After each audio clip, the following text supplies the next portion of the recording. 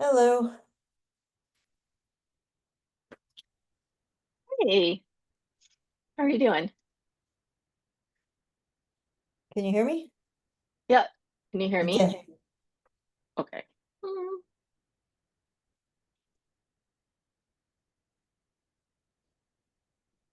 Can you hear me now?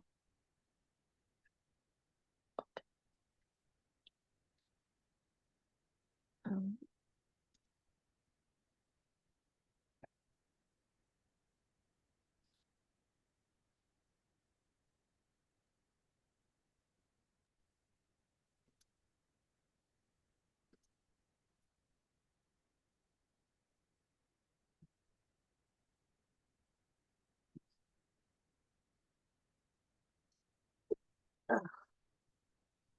Any luck?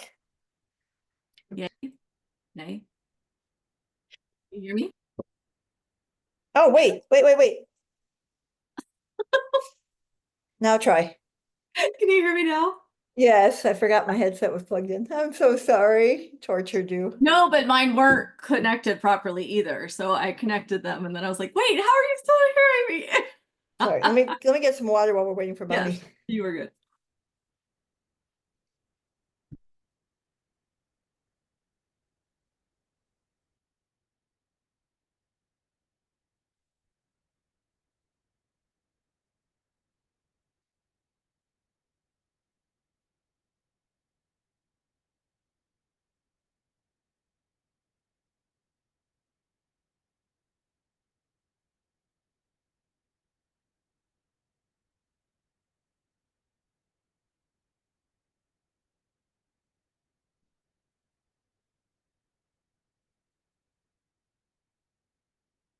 If she's not here, I'm gonna go take care of something real quick.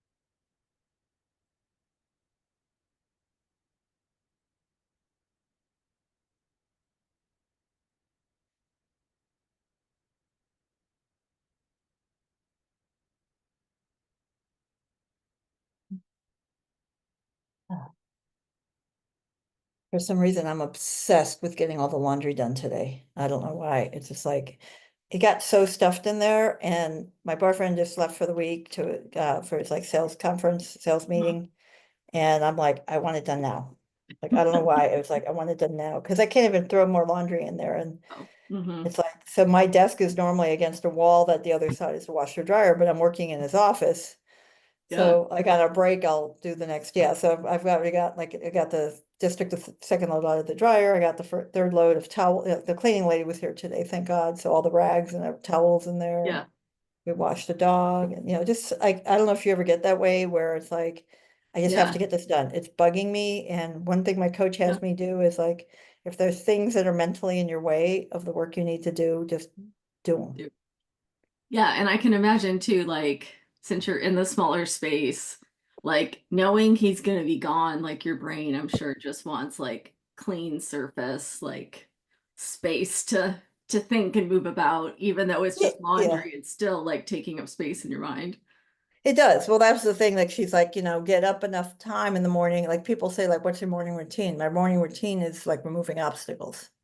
Mm, yeah, It really is about, because I'm not someone, I had such a structured life for so long as a former athlete that I yeah, really don't like having structure as much as, and then corporate. So yeah, there's other stuff I could be doing and doing differently, but it's just like, what do I need to do right. to be mentally available? Like if I have to pay some bills or do some laundry or, whatever it is. So I don't know. Do you have a morning routine?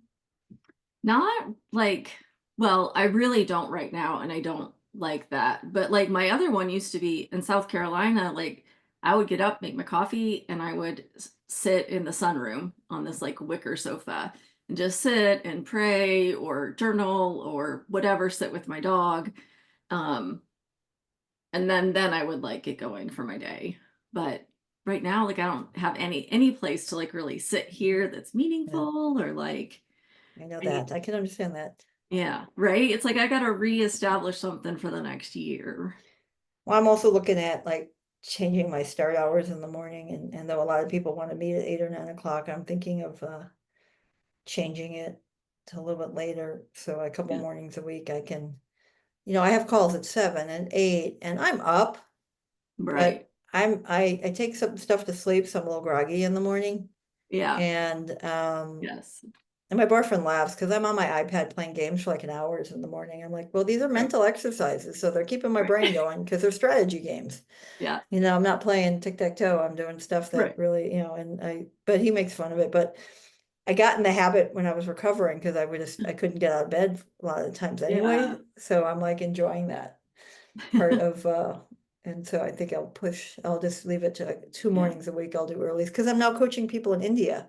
So on Oh, Thursday, my wow. first call is at 7 a.m. and my last call starts at 8 p.m. Oh, wow. Because the Yeah, tech company I work for, a bunch of their right. people are in India. Yeah. So Didn't think that's of a that. long day on Thursday. What is their time difference for us or for It's you? weird. It's like 11 and a half or 12 and a half. I forgot. It's really A crazy. half? Yeah, there's a half somewhere in India. They have a half-hour thing. It's really That's crazy. crazy. Yeah. So you didn't hear from Bonnie about whether she's coming or not? No. Mm-mm. I was talking to Cheryl earlier, but Because I feel like, and I'm going she, to be honest, it's my time too. And oh, I know. If she's not coming, then I'll have you listen to recording from this class last time. There's no reason for just you and I to sit. um, yeah, well, I don't know if, I mean, there's a point where, and I know we don't have an easy system to communicate, but she could, yeah, I know when we can't make it, but I know she has a lot Yeah, going there's on, but nothing. so do I. I mean, there's stuff I'm not doing right now because I'm sitting here. Right. Um, I need to talk to your coach because I my office still needs fixed. There's just been so many other things that genuinely keep getting in the way. But then yeah, I also like need to force myself to like not watch an hour of TV last night and be like, I'm done yeah, for the day and be like, get it done. Like get the office done. yeah. So my coach is kind of helping me at a high level with my business, just a framework, not like a business building coach, but just Yeah. keeping me on my framework and also whatever my mindset and everything. And I've been using her on and off for 6 years. Oh, that's cool. Yeah, I met her in person for the first time last year. Well, so I've never met Cheryl in person. Neither have I, and yeah, There's I've been working with her for a long time. She offered to be one of the people when I needed a dog sitter to come and spend the winter at part of it, but now that I was gonna ask her again, but oh, I'm no longer at the beach house. So yeah. yeah, I posted on Facebook, but yeah, I met her because we were both facilitators for WBEX, the World Hmm. Business Executive Coaching Summit, and then I was on a lot of her sessions, and when I found out she helps people like ACC mentor, Yeah. that's how I found her, and then we're connected on Facebook and all Yeah. that stuff, and I've referred people to her. Yeah, she's been I mean, I've known her now for 5 years, 6 years online. But now So she's only an hour and a half away from me. So we're gonna get together very soon. oh, nice. Hug. I, I'm yeah, yeah, that'd be I'm a great. hugger. Oh, yeah, especially, like when I met Helena on the street, Chris was filming us, because it was like crazy watching us like hug on the street, but yeah, Cheryl and I did my ACC, and I literally got my ACC credential 2 days before my surgery. Oh wow. Yeah, Well, it's awesome you got it done before your surgery.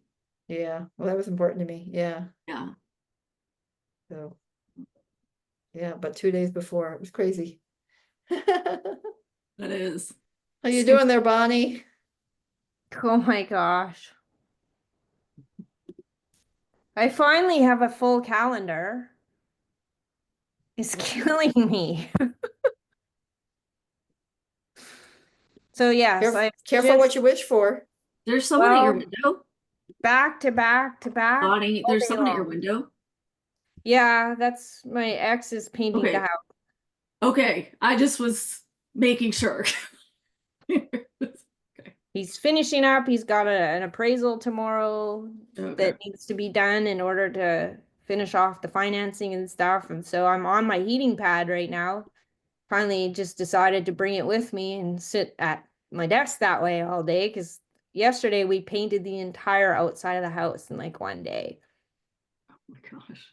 Yeah, and it got really cold. So he's just finishing up today and prep for tomorrow, and the weather's not really cooperating. So yeah, he's outside the window. He's working his way Okay. around the house painting the trim. So As long as it's not an intruder. That's no. what matters. Man. Yeah, I guess you can see a little bit there. I tried to close the blinds, but then there's no light in here. And so anyway, yeah, it's everybody's falling apart all at the same time. I need a different job. They don't pay me enough for this. Yeah. You just don't deal with that stuff in coaching. Yeah, you do. I mean, I work for organizations and some don't pay me, one of them just got bought by another organization and now we're getting our price per hour cut and, I can choose to say no or yes to the work. And though I don't need those extra clients right now, um, I want to be with these companies. So when I'm sick of running my own company and I'm semi-retired, I could just, they'll have some, I can get, a few extra grand in a month coaching with them. But, yeah, there's stuff in coaching. People always take advantage or do that. I mean, if you work for someone like Better Up, you get like nothing. Like I would never work for Better Up. Mm-mm. Yeah. No, I get half of what they bill me out for. And my Yeah. schedule is maxed out. Like I can't add any more hours because I can't take it. And it's not enough to live on. Yeah. My referral business, I could never live on. I use it as it's supplemental. Yes. And it's So it always was the so. first stage, right? Like I had set the goals. It was my first step because it'll give me somewhere to live. And now I have to figure out how to frame money differently and time differently because money for hours or money for time, I mean, it doesn't, you So, can't get anywhere. are you on Instagram at all? No, but if I had to pick a social media platform to use, that's the one I decided to go with. Well, I just wanted you to follow my friend Julie, who's all about female, the fierce female like finances and changing mindsets about money and everything. And she's pretty amazing. I've known her for 35 years. And her name is Julie Steelman. And she does little webinars and things. And it's, Steel like Steelman. She's also That's a great name for what she does. well, yeah, that's her married name. She's a widow. Um, but she's also a nature photographer, so she incorporates and she's into big cat energy.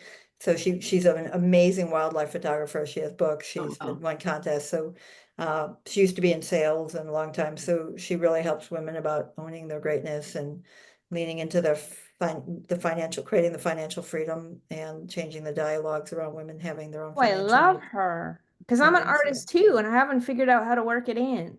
Yeah, so I would be, if you want to follow someone, she was someone that I would recommend because it really helps women change the narrative about financial freedom.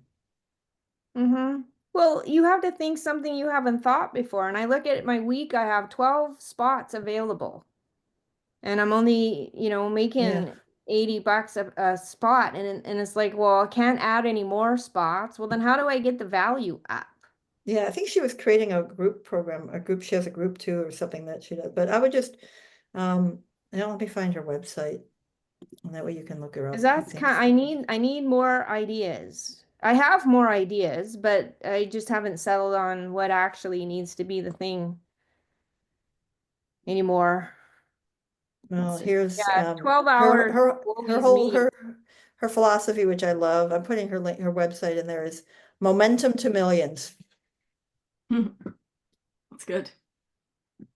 So I would check her out. Okay, so I got her up on my I have like, I don't know, 95 tabs open. She has a great face. Yeah, so her whole thing is like women over 50 finding financial freedom. Yeah, and she's really powerful and spiritual and just yeah, I think the world of her. So She's aging beautifully. I'm fighting it.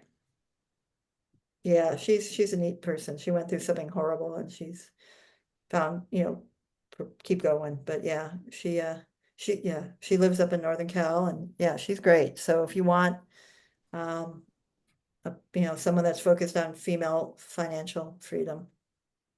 Okay, that's fantastic.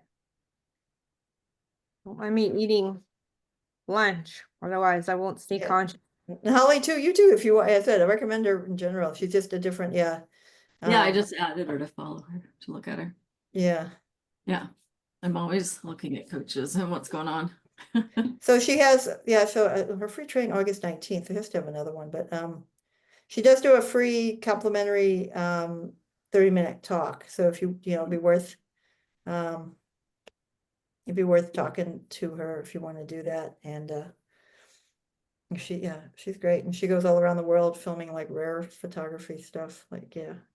It's really And cool. wildlife, yeah. I wish I could afford to go on her trips, but I can't. But yeah.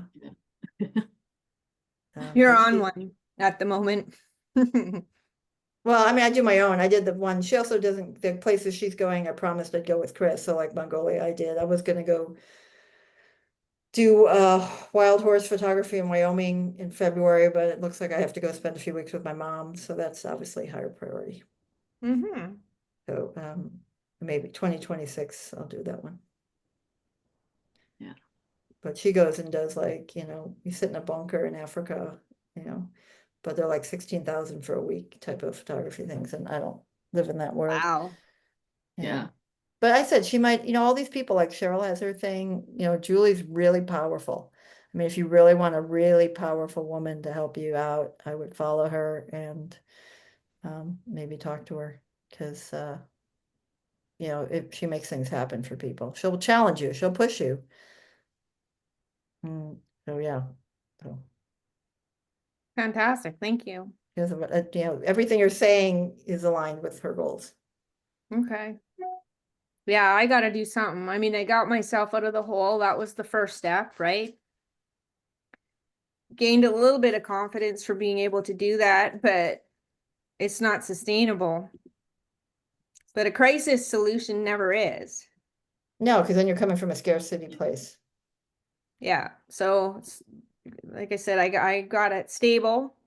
Now I need to shift it around and make it livable. So, Well, the whole thing with her is it's like more than livable. How do you have that, it's yeah. yeah, if I'm going to live, if I'm going to survive this, I'm not living like that. Screw that. Right? I want to actually live or die, Well, it's living well, right? Yeah. And so anyway, Mhm. Julie's a definition of that. So I would reach out to her or just follow her, go to her website and try to, I think, Mhm. because you have some time pressures and things you got to figure out and energy and lifestyle. And I Mhm. think you're way undervaluing your ridiculous knowledge that you have and how you can package it. And I think she would be able to help you with that. Yeah, I don't know what to do with it. I realized today what is it that I need? If I had my IP in a format that I could package and sell, I don't need to replace all of those 12 clients. I just need, six Well, that's hours. I could make 800 plus an hour if I had my IP together. Money's not a problem. I just Well, don't you need get my someone, yeah, well, IP. again, that's who I would talk to about that, because I think you have ridiculous intelligence and capacity and education and knowledge. And I think that if you can get clear on the persona of the person that can afford to pay more and the problems they're solving and how to package it and how to do it independent of having your IP ready, that's the woman that's going to help you with that. If you want to turn this into 6-figure quickly, 7-figure eventually, Julie's the person to talk to on that. Okay. It's just, again, Cheryl's great too. They're both great. Julie has got a bigger track record of success behind it. You know, Cheryl's posting like first 6 figures in the business, Julie's focusing on 7 figures in the business, right? So, but she can help you with a crawl, walk, run strategy. And I know people have done really, really well working under her. Okay. I don't work with her for several reasons. Our friendship it'd be too tough, right? We've been friends for 35 years. So, but I follow her and I love her videos and yeah, Thank you. so. There you go. I mean, you put out there what you need, and that's what I said I needed today. And then it's not even the end of the day, and I'm getting answers. So, Yeah, well, I think do yourself a favor and connect with her. okay. Yeah. Fantastic. Would you guys have a good week of mentoring? Were we Yeah, supposed to? yeah, I had I passed a course with the one I turned in. I had a couple Yay! well, yeah, I wasn't worried about that because I already have my ACC. I mean, this is what I wasn't worried about that, Yeah. to be honest. I had 2 tweaks that she made to get past a PCC. It might have passed, but then I coached my friend today. I just did a coaching session with her and everything went great, except when I start to talk, she started to talk twice. Mm. I see And you passed for the course, but not yeah, for PCC. well, PCC won't know until the board evaluates it, but yeah, she said that, and so I did a second call with her and definitely made the shifts, but I think I need to coach someone I don't know as well as her. Cause Yeah. I bring too much knowledge into this situation. So I'm coaching my coach's boyfriend, Yeah. who's a transgender folk singer in England. So completely different That's world. awesome. Yeah. Oh, Wow. he's great. I met him when I was out there in June or May. So we've met, so he feels, and we bonded Yeah. because he's an introvert and my uncle was a folk singer. So the fact that I knew so much about the genre, we connected. So I do have some trust, I think, with him. Yeah. And so, and then I need to find I realize I can't coach my friends because I have to really, avoid the advice monster. I avoid pulling in all the conversations we've had. So I think I need to find, because I need 2 calls for my PCC. Yeah. So I I would need, love to hear his story yeah, yeah. journey. So anyway, so I need 2 people I don't know very well to coach for my recording. Well, I can't even do mine because I don't see Cheryl until Thursday morning. So I haven't talked to her about my EQ test or, Well, you have to uh, submit, did you submit her one for review? yeah, Okay, then but that's I what you're gonna haven't seen review her on yet. Thursday. You'll see her this week then to talk to her about it. Yeah. Well, I have an appointment, follow-up appointment with her Thursday morning to review the video session that I had uploaded for her. So I can't do my second one until I talk to her about the first one because I need Right. to know what I need to change for the second Well, one. and you might not need a second one. I need a second one because I'm going for my PCC. You only need Right. one. So Correct. if the first one passed, I don't need to do a second, you're saying? Correct, Correct. correct. So I Correct. don't know yet. No, you don't know. So you'll No. know, you might be done with that as of Thursday. Right. That'd be great because I'm supposed to move. Now, it was supposed to be this weekend. Can't be the following weekend because it's Thanksgiving, so the weekend after that, Yeah, which means I'll be moving in the snow. yeah. I'm Well, driving a big truck in the snow through the mountains. well, Whoopee! be careful. Yeah. Well, Yeah. I said yeah, mine's different because I'm going for the PCC. Okay. Yeah. So, ACC just so I do easily one. passed the ACC in the coursework. It was just that 2 little tweaks for the PCC. Yeah. Well, the coursework itself, getting all that done and handed in and submitted, I'm not scared about that. I'm not struggling with that. Interestingly, 4 hours of counseling and then followed up by a class is what kills me. And of course, we're off last week and I had a light load last week. It's like now this week when we're back in class, I got a heavy load again. It's like, can we not? Yeah, I have a heavy load this week. I mean, I was telling her Thursday, my first client is at 7 a.m. and my last client's at 8 p.m. Ugh, And ugh. yeah, it's just, and I got a networking event to go to before that and top of everything. I mean, that's part of being an entrepreneur, right? It's just part of having your own business. You're gonna have weak, slow days and it's just figuring out in the gaps how to relax. But yeah, I mean, I have back-to-backs, and in between I gotta walk a dog and make meals and do all these things and take care, and all that. And that's just part of the entrepreneur life, right? And that's why we have to find ways to charge more and more so that we can do that. But I mean, I just got my big client. The reason it's overwhelming is I have to do 5 360s, which is 35 interviews. No, 40 interviews, and collate them and onboard them and get them started and meet with their managers. And once I get to steady state with them, I'm fine. But right now it's just, and I have to remember which has which problem, keep track of it all. And it's just, Yeah. but Mhm. I also got paid to do this. That's what they're paying me to do. And I'm grateful for the money because now I don't have to think about for the next 6 months how I'm going to pay my bills.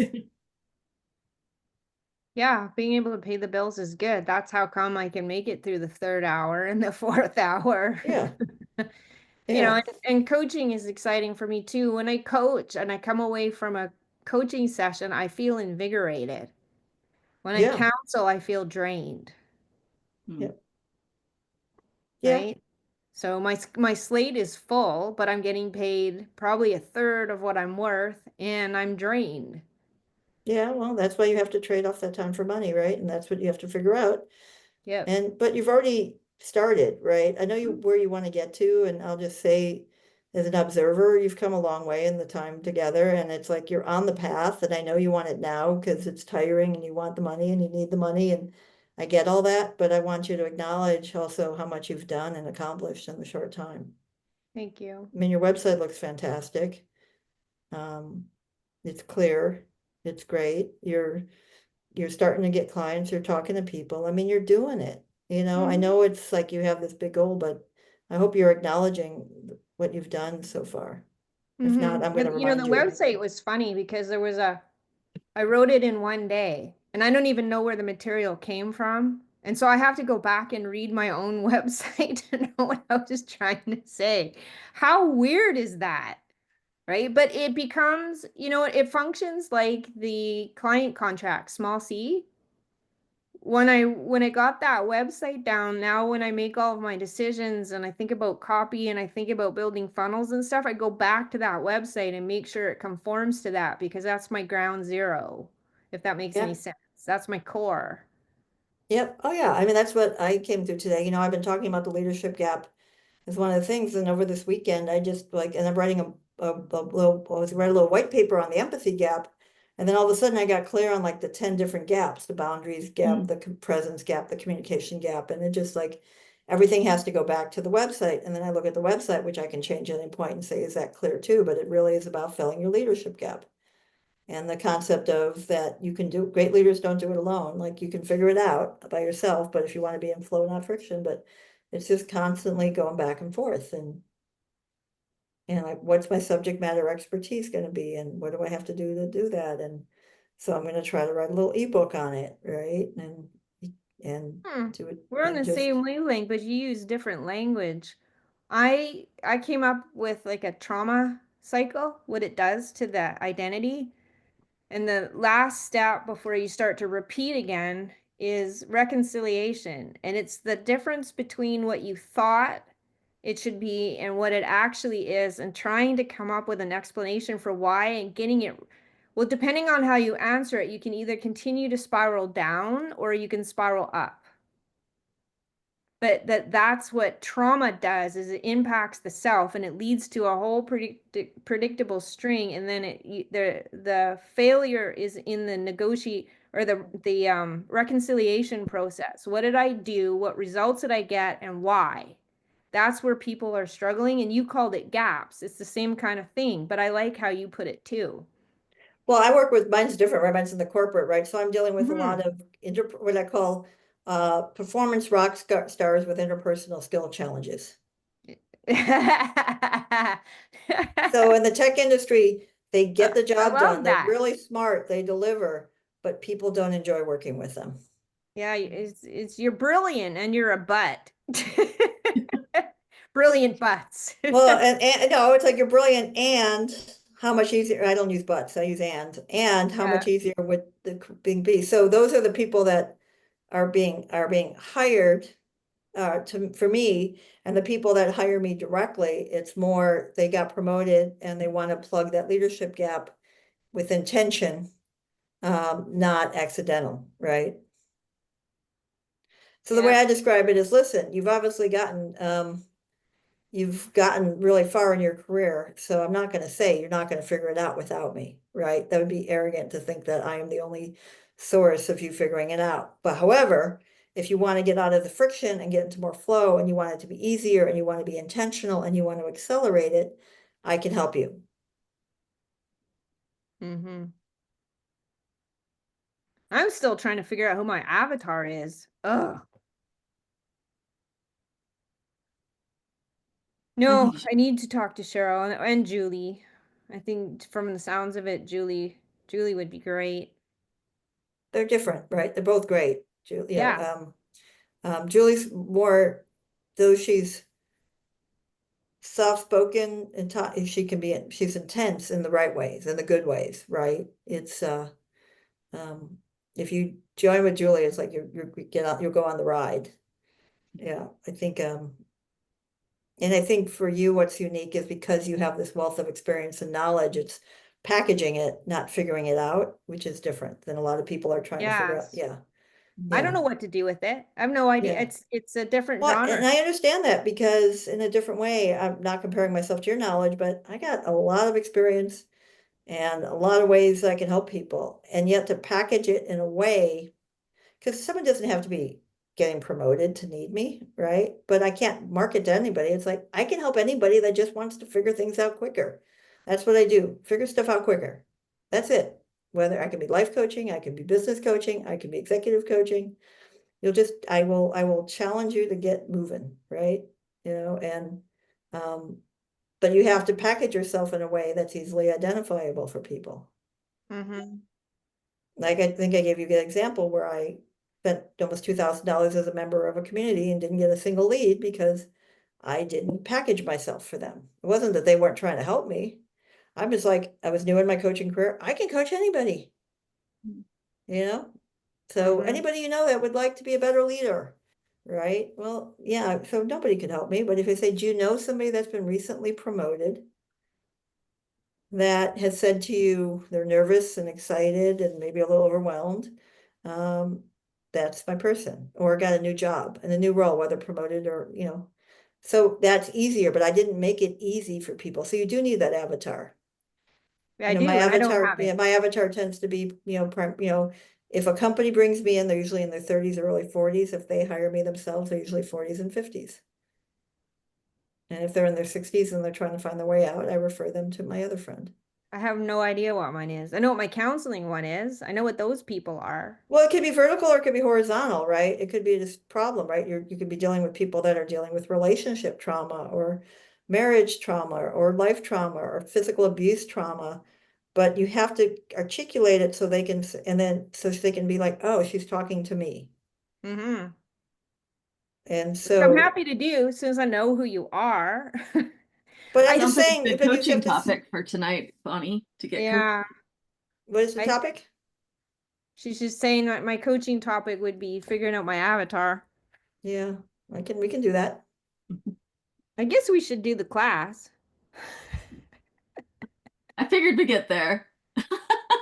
Well, I'm late, so I'm the disruptor wrecking ball today. Yeah, well, I'm also, we'll take a chance Okay. to share. I mean, yeah, Holly, any thoughts for her on what, I know I've had a lot of thoughts, but No, I think you've had awesome, great thoughts. And I think what you're saying about like different people, like if Julie's great at that, then I think you definitely should try to set up a 30-minute appointment with Julie and see how she can specifically help you, because sounds like she's definitely like just down a different vein than Cheryl is. And so it'd be really helpful to, talk with someone and get someone like her that could help you Oh, package things. Cheryl fast tracks training for people that want to become coaches. well, she also helps coaches build their first six-figure business too. She does that as Yeah. well. And it's formulaic, what she does, right? It's good formula, but it's Mhm. formulaic. And Julie is just a little, I think, because the reason I would say that you should talk to both of them, I think what's different with Julie is you already have this stupid amount of knowledge. And I think she'd be really good about packaging it, helping you package it in a different way than Cheryl. Because I think Julie, I just think it's worth talking to both. Julie's not cheap, but she has group programs too. I mean, maybe, but in third, but if you want someone that's going to be like in your camp, either one of them is great. I think, I just think specifically for you, I think Julie's worth talking to. Okay. So. And again, you can, I never, am attached to an outcome. You can talk to her and say she wasn't for me, or you choose not to talk to her. That's fine. I'm just sharing a resource that is, Well, she looks okay. really great. And it sounds silly, but I do want to make $1 million. My son's like, why? And it's not for the money.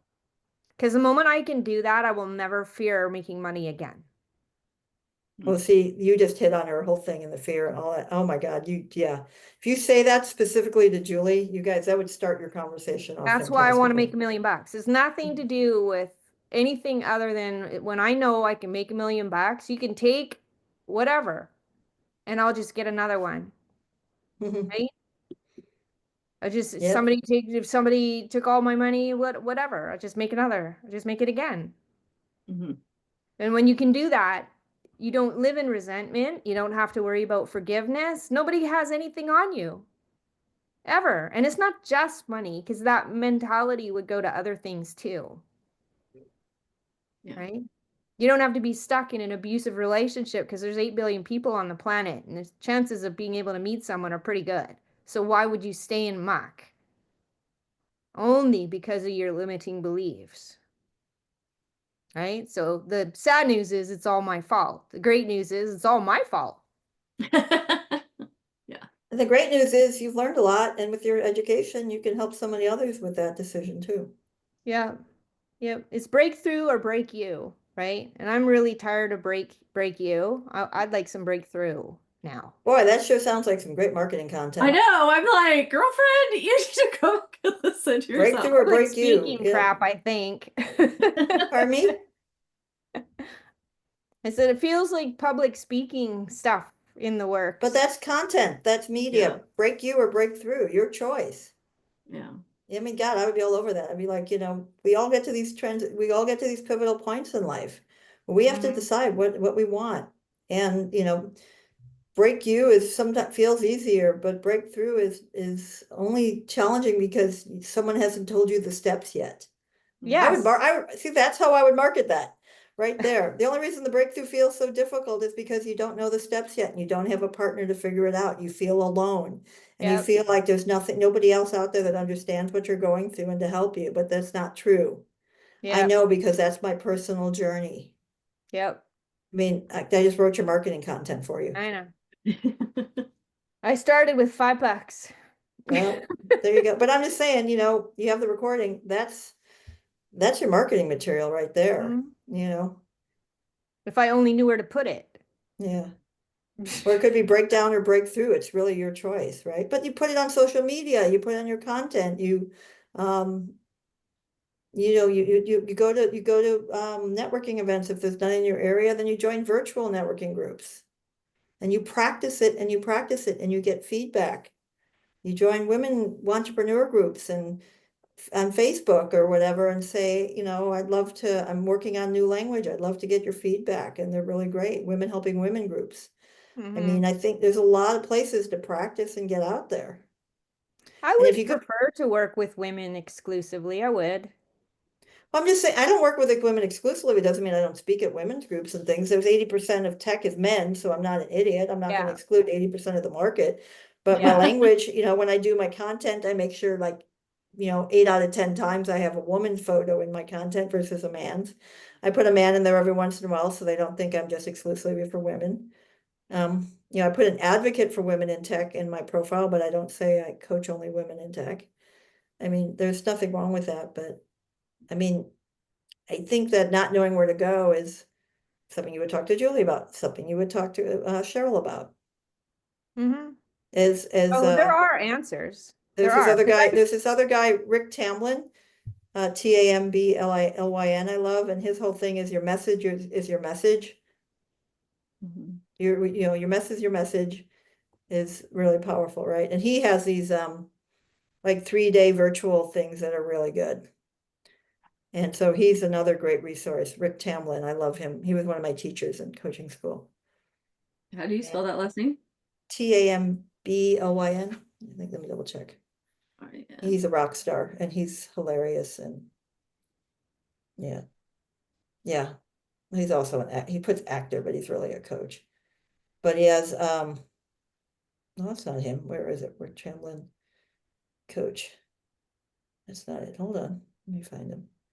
When I first started, Bonnie, like I like, was Googling stuff, Instagramming, like hashtagging, like looking for people, and anybody that offered anything free like that for like a free 3-day weekend or whatever, like I was signing up for all of them, even like, if they were all like 4 of them that were all about like avatars, because the first one might not hit you, the third one might not hit you, but that fourth one, they might be saying everything the first person said, but by the time you get to the fourth time, it like clicks. Yeah. So I Oops, would just I like, spelled it wrong. Hold on. oh, with a Y. No. It's Still spelled it wrong. Because you just don't know when it's going to click, right? Well, and certain people will click too. Like Sue Bryce, Yes. is somebody that she teaches personal value and money, and she gives me goosebumps. I also like I can't say his last name, but Ajit is his first name, and he's at Mind Valley, trains coaches as well. Mm-hmm. And I like his stuff too. But I don't think he's the one. Julie looks really interesting to me though, for the stage that I'm at. It's that yeah. big cat energy. Yep. She's great. Think the world of her. And I need the speed, and I'm not trying, yeah, okay, I need to know who my avatar is, but I'm not starting from complete scratch. And I don't have time to screw around and play around. I'm talking 7 figures right now. Yeah, Like, well, yeah, I mean, Julie. because I know it's only a mindset. Like my son says, "Oh, but $1 million would be so hard to make." I said, "No, the average price of a coaching program is $995 in the level that I'm at. I only Yeah. need 1,000 people to buy that out of 7 or 8 billion people." I said, "That's $1 million passive. So how hard is it?" It's not. And I ran off like 8 different ways I could turn 1 hour into $800. Okay, well, now you gotta get into action. Yeah. Pick one. I Anyway, Well, let's look at chapter 13, and maybe you'll get some insight for your own visioning as you have all these ideas but need to put them into action. At least you have the vision and the ideas. that I do. Sometimes Uh, too many. yeah, well, but I think having too many is better than none at all. I Yeah. forget, which chapter are we in? Yeah, 13. chapter 13, Yeah, okay. vision, values, and emotional insight.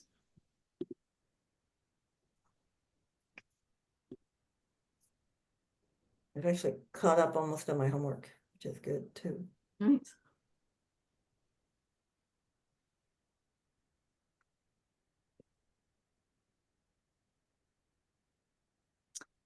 So using visioning and coaching, right? So visioning is the beacon that's going to help our clients find their way, compel them forward to the future. It's going to motivate them, and it should be directing their journey. Otherwise, they're just going to be like swerving all over.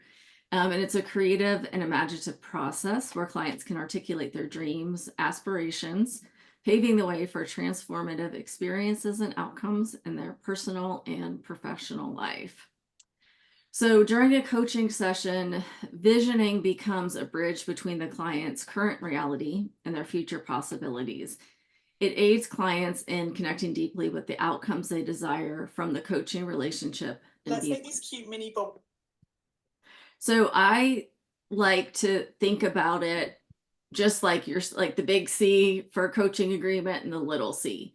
I think it's the same with visioning. Like you're going to have the big V with your client, and then after that, like each session is going to be a little V, right? But you have to have a session that's all about envisioning so that you create those the rough outline and where they want to go, like where they want their journey to take them. You've got to, that's a session or maybe two, but hopefully just one, depending on the person. You've got to do that. So you want to think about it in the big V terms and in the little V terms when it comes to your clients. It's not just like the one and done. So when we do that with them, then this helps facilitate the connection, and it helps them have their clarity of purpose, right? And then it's just motivation. If they really have their vision, if you really have a vision, you really believe in something, you have your stake in the ground, this is what I stand for, or this is what I was meant for, or this is what I'm called to do, then they have that to cling to when things get rough and hard, and to go back to it for their motivation or to regain that clarity if those rough times are messing up their clarity on things. And then it gives them the guidance for their actions, right? If this is where they want to go, then they need to work backwards from that. Like, how are you going to get there? It also should be the basis for their decision making when it comes to things, particularly with the journey they're on, the big vision. And then whether that big vision includes like their workplace or their family life, personal life, or it includes both, right? So then that has to be taken into account. And then it just enhances their commitment to the actual journey because they have this vision, they've really solidified it, they've set it up, they've have like a little outline with you of things to hit as you guys are working together. And so, name it, claim it, speak it into the universe, like they have done those things, and it really solidifies it, right, to a different level. Yeah, what was missing for me in that, what I want to add to that is, and why is this vision important? What would it mean to you, to your family, to your life? So that's a big piece of it, right? Yeah. Why hasn't it happened yet? Mm-hmm. Right. All of those things. So I think it's a piece of it is the vision, but then you have to, I call it complete the sentence. It's kind of like your contract, like, why is this important now?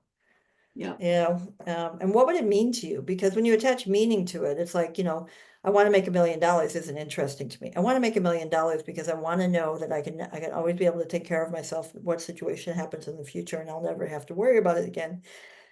That's powerful. Wanting to make $1 million isn't, right? And so the why behind is really important. Mm-hmm. And so anyway, I didn't see that in the section. So No, you're right. And it's a very strong point that should be in there, right? And back to and what's There's one more though. To not have, completed this yet. I'm reading Atomic Habits. Oh, James Clear, mm-hmm. and he would say, when you're making change, you have to change your identity. The idea, like if you are trying to lose weight and you got a salad and a bowl of chips in front of you, which are you going to pick? Well, you're going to pick the chips probably. But if you say, oh, well, what would a healthy person do? If I was a healthy person. So to Allison's questions, I would add, well, who do you need to be? Like, what is your avatar? What avatar does what you're talking about doing? And when you understand that avatar and you take on that persona and you start acting like that person, then you have a better chance of your vision manifesting. Yeah, one of the questions to be that is, who do you need to be to accomplish this vision? Because in coaching, we always try to shift them from the doing back to the being. Instead of, before we talk about what you need to do to accomplish this, who do you need to be to do this? Because the being informs the doing, but we're taught to lead with the doing, especially in the tech industry. That's why I have these performance rock stars that are doers, but they don't know how to be beers. I have to teach them how to be beers. And, but yeah, it's also, who do you need to be for this vision, right? And then it's like, okay, then why is that important? Why is that important now? You know, the more you can get them to lean into the whole piece of it, more clarity, right? The more commitment it is. Just saying I want to lose weight is not like I'm trying to get the menopause, you know, all the hospitalization. I want to lose it because I don't like waking up in the morning and having anxiety. I want a speaking career and I don't feel comfortable on stage right now. That's why it's important, because I love speaking. And I do my workshops of getting rave reviews, yet I cry every time I see a photo of me in front of the stage. Right? Mm. That's why. Not because I want to be, look at me in a bikini. I want to have this shop, it's stopping me from living joy in my life. So as I'm drinking my third 32-ounce thing of water today, you know, and hiked 7.5 miles and walked 3 miles yesterday, you know, and then you know, I'm working, you know, and dealing with hormones, but it's like, why is it important? It's not just about, you know, so the why is, and so clarity might intrinsically think it includes the why, but I think we need to add it to that, because Yeah, I make think it- if we leave it to other people to connect the dots, then we set them up for failure. Anyway, that's my soapbox. No, I think that's a really good one. Maybe we'll bring that up to Cheryl to add in there. And then visioning serves as the foundation in coaching. So again, igniting the client's passion and commitment by painting a vivid picture of what could be. So, I mean, I always recommend doing, so here where it says connecting with the coaching session outcome, there's the guided visualization. So I think if a client is okay with that and comfortable in that, I would definitely do like a guided visualization time with them. If they're not, like I would think someone in tech might not be into that, helping them find ways to go where they're removed from society, life, all the things, and they can think clearer and try to envision what that journey is going to look like and where they're going to go. Right. So I think it's really important that our clients really do have an image or images in their head. They can make a vision board, they cannot make a vision board. I always love the thought of a vision board. I never do it, but I always have a vision like visually in my head. And so I think it's important that we stress that as well with our clients. Just like, they're going back to the vision for the clarity and the why and the motivation. It's like their stake in the ground. Well, where's their stake in the ground? Like, where is this vision? And so for me, when I lived in Austria, it got hard a lot, especially when I was in language school. And I was like, what the F am I doing? I don't have to be doing this. I could fly back to the States and get a cushy job really easy in my line of work as a female. But I knew that's not what I was supposed to do. I had my why. And so that was my stake in the ground. But if anybody asked me, like, where's your stake in the ground, which people really didn't, and I wish they would have. For me, I envisioned it at the top of a mountain. And at times I was holding on to the stake in the ground with both hands. And I was like a pole dancer with my body like flying like straight out, because it was so like all I could do was hold on to my stake in the ground. But I had my stake in the ground. Yeah. And so whenever I was like grabbing a hold of it and reminding myself of that, I literally saw that vision of me like straight out holding on, for dear life. There were times where I just kind of saw myself like sitting next to it, leaning up against it. I would say in Ireland, it was a lot more of just kind of leaning up against it, but it was still at top of a mountain. It was still windy. But I didn't feel like I was flying straight out, like holding on for dear life. So I just think, again, the more senses that we can bring into any coaching experience is just going to heighten the experience, the overall experience, and then each individual session that much more for our clients, right? It's going to really stick. So with the visioning, when we do that, there's going to be the immediate connection, and then there's going to be those like anchoring emotions, I guess would be another way. That's how Cheryl says when it comes to like your stake in the ground, like those anchoring emotions, that why are you doing that? Why are you doing this now and not other things? And then also it's, you know, giving our clients that just that connection with the future. I was trying to think of a different way to say it, but it's them owning their future and where they're going instead of just letting life take them there. And that's really what a lot of people do, right? They just let life take them there. Like they might do some things like go get schooling or get a certification, but they might not train themselves up to be a better leader. Therefore, they don't get the promotions, or they're not doing speaking engagements or these extra little things because they're not owning what they want in the future and working towards that. They're just kind of letting a lot of things happen. So we want our people to really go, I see my future and I'm working towards it. So then they have the long-term goals, right, from that. And then all along the way, because you've done the value work, they're making sure that it's always aligning, their decisions are aligning with their values. Their visions are aligning with their values. Did I just say that twice? No, their decisions are aligning, their visions are aligning. And then it helps them be that much more strategic in their goal setting.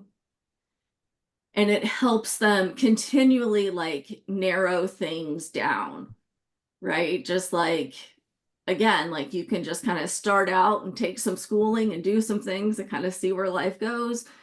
Or as things come into your life and you learn more, or you experience something and you feel like I'm meant to use this experience, I'm meant to help more people in this line of work or whatever. Like when you choose to do those things, you're continually like narrowing in, like refining, just like we're talking about with our avatar, right? Just really like refining, getting in there, really narrowing down like who's that person.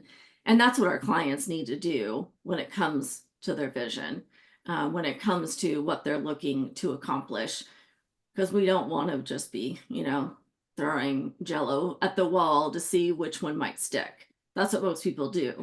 I mean, the good thing is most people come to a coach. Well, maybe not necessarily some of the people you're seeing, Allison, right now, but overall, most people come to a coach because they're tired of throwing jello at the wall, or they're wondering, they are throwing jello at the wall and they don't realize they're throwing jello, but they're wondering why aren't things sticking, right? And so just learning, okay, well, we're not going to throw jello anymore.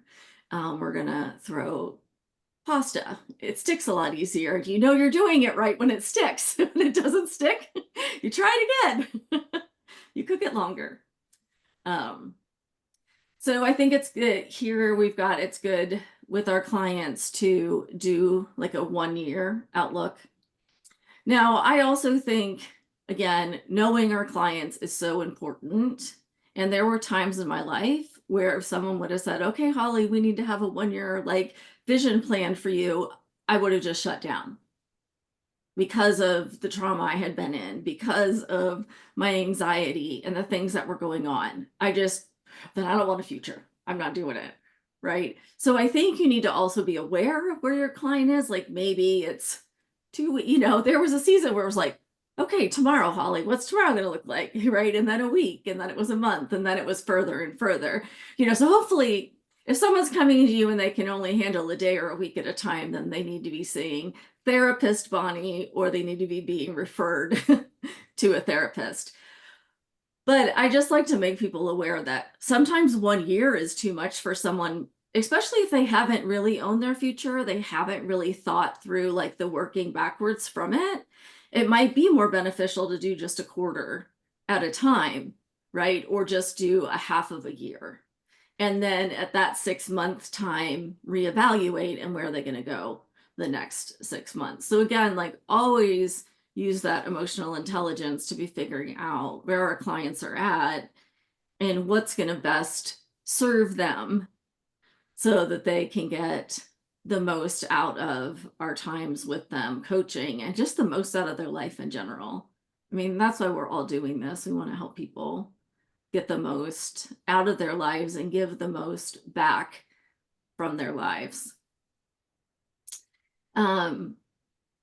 So as we're doing the visioning, if new values are coming to light for the client, or, maybe they've made their list, they've got their top 5 and they think they're in order, but as they're working through something like the visioning and working backwards of the future, whatever, they realize, well, number 5 really is more like number 3. Like just checking in that they're checking in with their values and how they're prioritizing them and how they are informing their decisions and the ways that they're moving forward. So I think just checking in with our clients always on the values is good. And just checking in with the big V with a client every few weeks is really important as well, because we can get kind of sometimes then stuck. There's people that are like the big picture and they just focus on the big picture. And then there's the detail people that just focus on the detail. We're already one of those people. So whichever one we are, we need to help figure out our clients. Which one are they, big picture or small picture? And then help them be more aware of that opposite picture that they don't like naturally lean into. That's not their natural state of being. I'm really big picture and I need to get in on the details. But once I'm in on the details, I'm really good at the details. But yeah, I way rather live up here, right? And my husband would way right here. He's doing really, really good. So, and I'm helping him up here a lot of times when I say things. Any other thoughts right now? I need some water. Nope.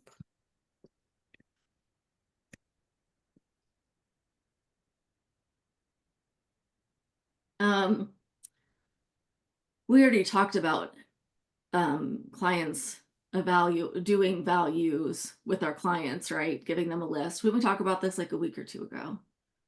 Yeah, Yeah, because you told Bonnie what you did. I have my whole process of, doing it. Yeah, we talked about that's what I don't have a protocol for it yet. I'm still looking. and that's what it was. Yeah. So then we were talking about looking for different ways, and you looked at a bunch of stuff, but you weren't able to really like find one that resonated. And maybe that'll have to just do with your avatar. Maybe once you figure out your avatar, like that'll click better.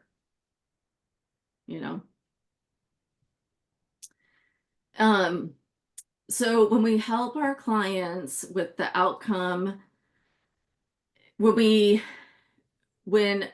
we connect with a client with their outcome of the coaching, it then can influence their future by setting foundational goals. It's behavioral alignment, right? So again, back to the focusing on the values and their why. It gives decision-making clarity. So the values then act as the compass, we're saying, in making the decisions and helping them choose the right path that aligns with them, helping them narrow things down. It gives them that resilience to hang on to their stake in the ground. And it adds that commitment layer, makes it that much stronger, that much deeper, like really rooting in. It gives them clarification when it comes to their values, if they didn't already have them. But I don't think a lot of us, I think we might know our values. I mean, us for sure. But a lot of people don't know their values, let alone have like strong clarification on them. And then it builds that trust and that intimacy in our client-coach relationship as we're talking through these things, asking them questions, listening, reminding them, of their values, of their bigger vision as they're taking steps forward. That just shows how much we do care and we do want the best for them and we want to see them succeed. And then it's going to help with their emotional intelligence. So us using our emotional intelligence to sense and understand what's going on with our clients, and then, you know, challenging them with that or talking to them about that, right? You might even choose to do emotional intelligence with some of your clients, having them take the test. And then empathy and aligning visions with the values. So our empathetic engagement allows a coach to understand a client's perspective fully, and fostering that environment where, again, they're going to feel heard and understood, because we're recalling the information that we've been hearing from them before, or even in that moment in that session, and we're helping them apply it to the immediate, like what's going on right now. Or if they're in a bigger V session, helping them take those smaller things and apply them to the bigger things, right? So smaller to bigger, bigger to smaller.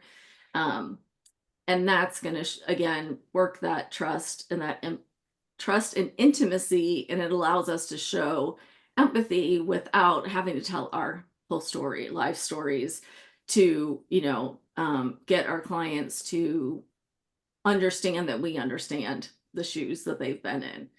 I think that's a big one sometimes for people, like, well, if they don't know what I've been through, you know, how will they know I'm being empathetic, or how will they know these things? Well, we meet strangers on the street and we know they're empathetic or not empathetic, right? It's the way that you act and you interact with people. We can see those things, we can feel those things. And then it helps our clients with social skills when they're working with their values or with their vision, and if they're exploring their values or their vision, right? Like Allison, your rock stars, and what is it? Rock stars and Performance rock stars with interpersonal skill problem challenges. that. Say that 5 times over. Oh, I can do it all day. I know you can. I cannot yet, but it is exactly what's being talked about here. So I don't want to like spend the time, we don't need to go through the whole page 4. We're on differentiating wants from needs. I just think that is a really key thing to help our clients differentiate between and to be aware of, right? Just like, perfect, Bonnie, like, I don't want to make $1 million just to make $1 million. This is why, because it's actually going to help my fear of not having enough money. Okay, so this isn't just a frivolous want. This is actually a need, because it's going to take care of a fear for you and allow you to view the world from a completely different perspective. And so getting the clients down to the why, and helping people too, because we're so quick in our society to say, oh my gosh, I really need new boots. You don't need new boots, right? And I just think coming alongside our clients when they say things like that, that's just how we talk in society, kindly bringing that up, empathetically, you know, saying something that kind of brings their attention to the fact of what they just said, and that that's not really what they mean, you know, and get them to kind of like rephrase that. That's really going to help our clients as well as they move forward in life. And I think that really helps with the narrowing down when it comes to decision making, when we're choosing what paths to take, what values to focus on. All of those things is really being keenly aware of what's a want in my life and what's a need in my life. And if I work on those needs, then that's going to really change my perspective on the world. Totally fine to have the wants, and you can go for those as well. But to be aware of your needs and your fears, those underlying things. Is there another word for fears that I'm not thinking of? Actually, fear means subservient or slave. And we don't want to be slaves. Afraid is the feeling of how we understand fear, but fear actually means subservient too. Yeah. And so that's how I teach it in mental health. Love is power, master. Fear is subservient to, slave. So love and fear then are opposites. One is power, one is powerless. Mm. Yeah. There's a whole booklet you can write right there that people can do. That's passive. Trying. Sales. My avatar. I mean, no, I think it's really good. I would just randomly buy that from an Etsy store. Well, I'd want to know a little bit more about you before I'm It's how taking you your stop advice panic on attacks. power. Yeah, it's how you stop panic attacks. Oh, right. That's why we were talking about it the other week. I couldn't remember why we were talking about I call it flipping the bear. flipping the bear. That's right. Yeah, that was good. I'm good for one lines, but that's all I'm good for.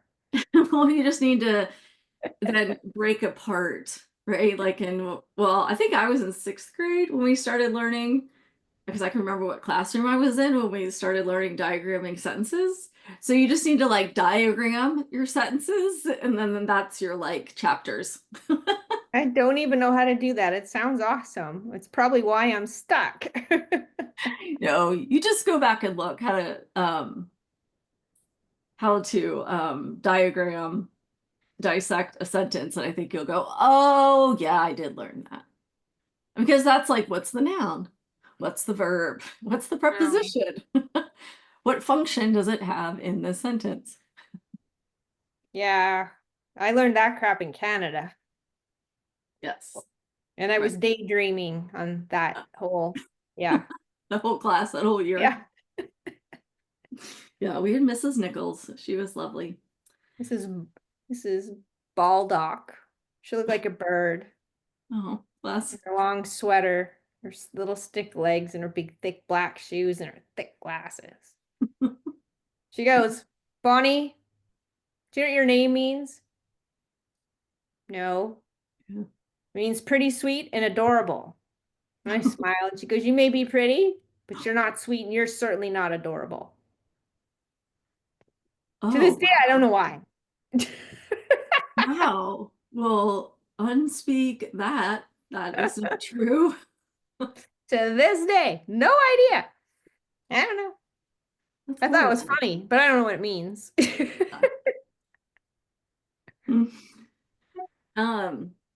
So when we help our clients differentiate between their wants and needs, it helps them with their reflection. So taking time to really reflect, like I was saying, on their lives and where do these things in their life align? Are they under the wants? Are they under the needs?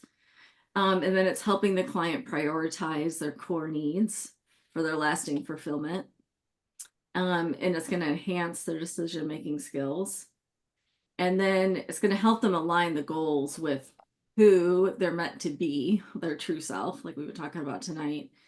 It helps them resolve internal conflict when they know where they're going, and when they know the difference between the wants and the needs, flipping the bear. And then it strengthens their emotional intelligence, because they're able to identify their emotions and work through them, like what's driving them, learn to self-regulate, maybe work on their impulse control, all the wonderful things that come when we are working on our emotional intelligence.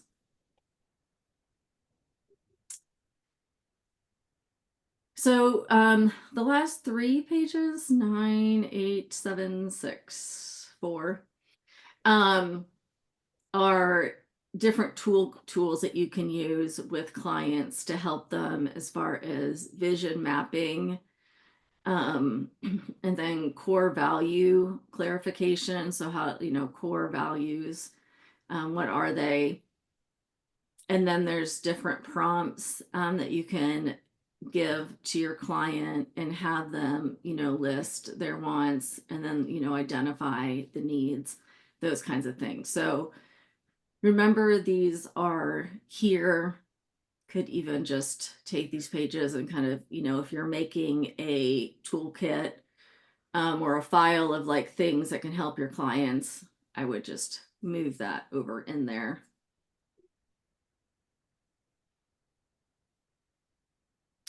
we don't forget about it.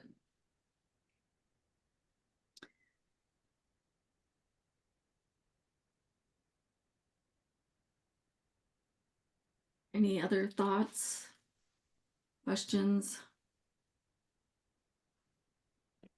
Nope. Let's take a break. Let's come back in 15 minutes, so just a little after 1/2 past the hour. Go walk that dog. No, I walked him before. Oh, go change It's the getting cool. laundry. It's getting cool here. Yeah, I have to go change the laundry. He'll flip the loads in the laundry. Yep. Yeah. Yeah, it's cooling down here. I mean, probably not as cold as up by you, but Bonnie, but you know, we live here for a reason. It's getting cold. Getting Oh, more 30 like degrees, it's It's what? freezing. yeah, That's it's like 60 here now, but it's getting I could be in cooler. my flip-flops. I was in my flip-flops yesterday and it No, was there's different 60s here, and there's like the wind chill. There's like it's Yeah. like weird. It's like not all The 60s are cold created wind. equal around here because it's windy and you get the water breeze. So it's I because I had to work in Chris's office today. His room is the coldest in the house, so I'm like shoes on, sweatshirt, everything bundled up, and yeah, I'm cold um, too. yeah, and I don't want to put the heat on because like she's cleaning the house, so I don't want to sweat her Right. out. But she also kept the back door open to get, and I'm like, yeah, so I was chilly today, but so we're heading to Arizona next week, and we're gonna be hiking down in like 20 something degrees, so with cleats on, so yeah, Yeah. snowshoes for snow boots, snow tires for our shoes. Yeah. So yeah, so So, it'll be cold. okay, I'll see you So guys back. Am I coaching at Uh, yeah, I mean, I mean, it's my turn, so are we doing coaching? okay. What are we doing? Yeah, for the Oh next yeah, so one. we're gonna come back and you can coach Bonnie. Okay. Okay, I'll see you guys in 15 right. minutes. Okay.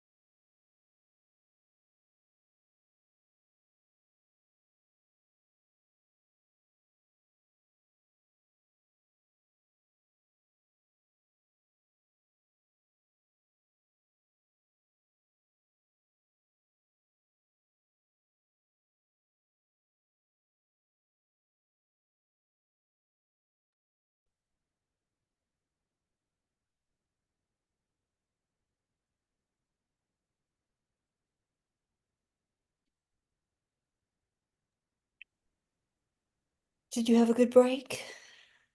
Did. Missed my husband. Hello.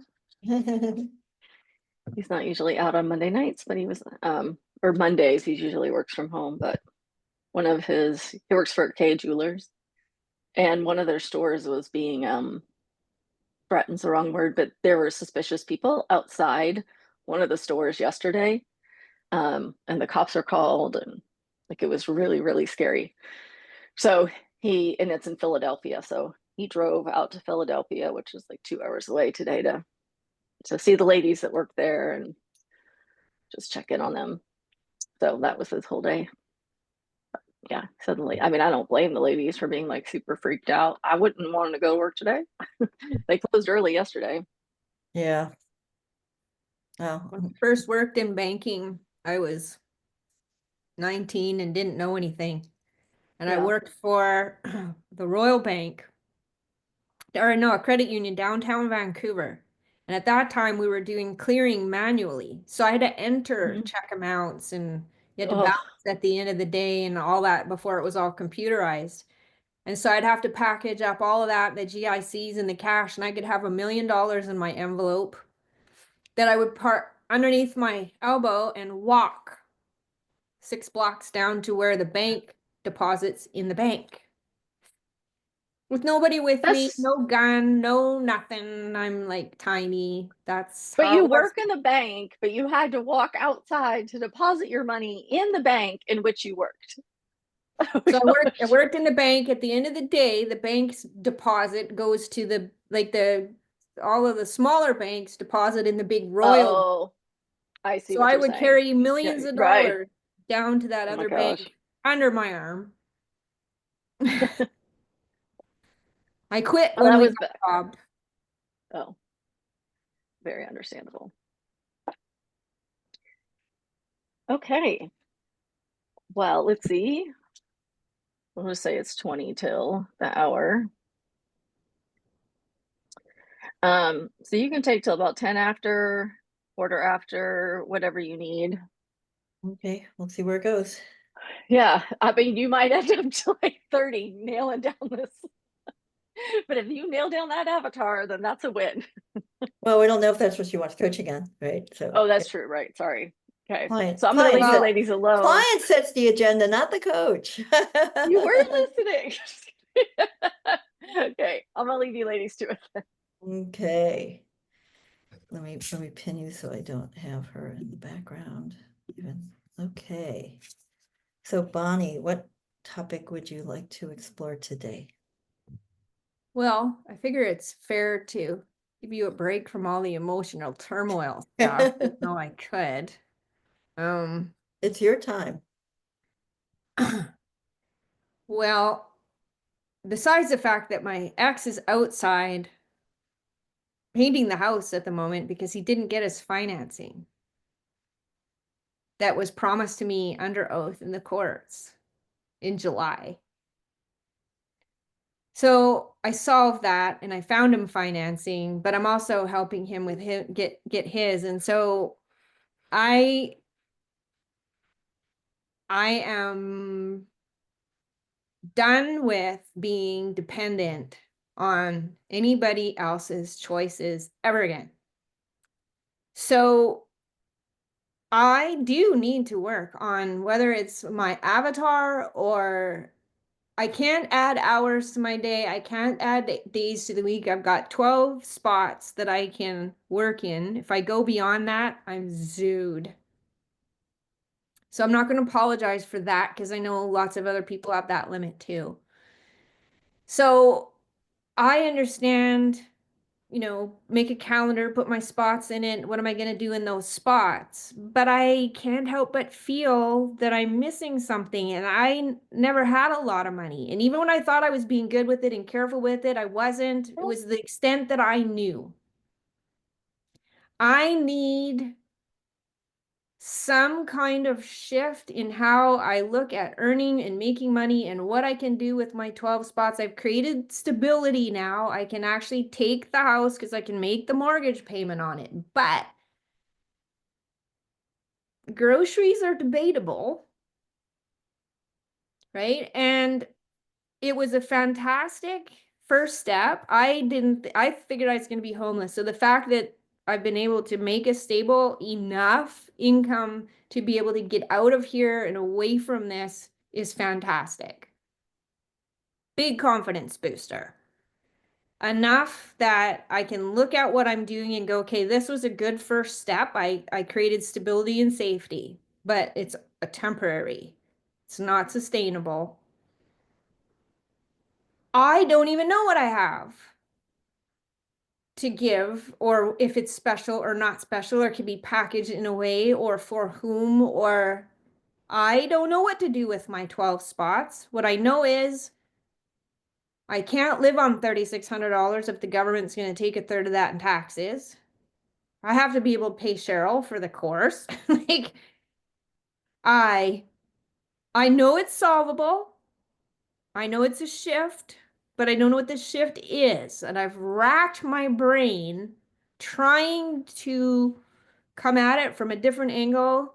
And I did come up with some ideas. I noticed, well, if I sold $1,900 courses and make $1 million bucks, if I sold to the veterans a evergreen package with 2 group coaching for the price of 1 session, I could get them 3 months for the price of 1, which means the VA could hire that out.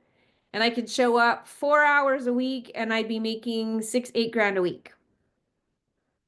So I have ideas, but it's still a lot of work. It's still dependent on getting that IP together, which feels like it's forever off. Because I could take one topic and talk about it 10 different ways. So I can't settle on any one thing. So I need a different approach that isn't necessarily tied to the evergreen IP books and interesting idea. I need to earn more money per hour. It's the only option, but I don't know how. So I need a shift. I need a shift in a direction. I don't know my avatar. I know that I help people make good decisions. Why? Because I deal with mindset and I deal with neurology and what compels people to act according to their meat suit rather than volition. I can help them. I can't help me. So mindset coach, I am a thought leader as an artist, as a philosopher.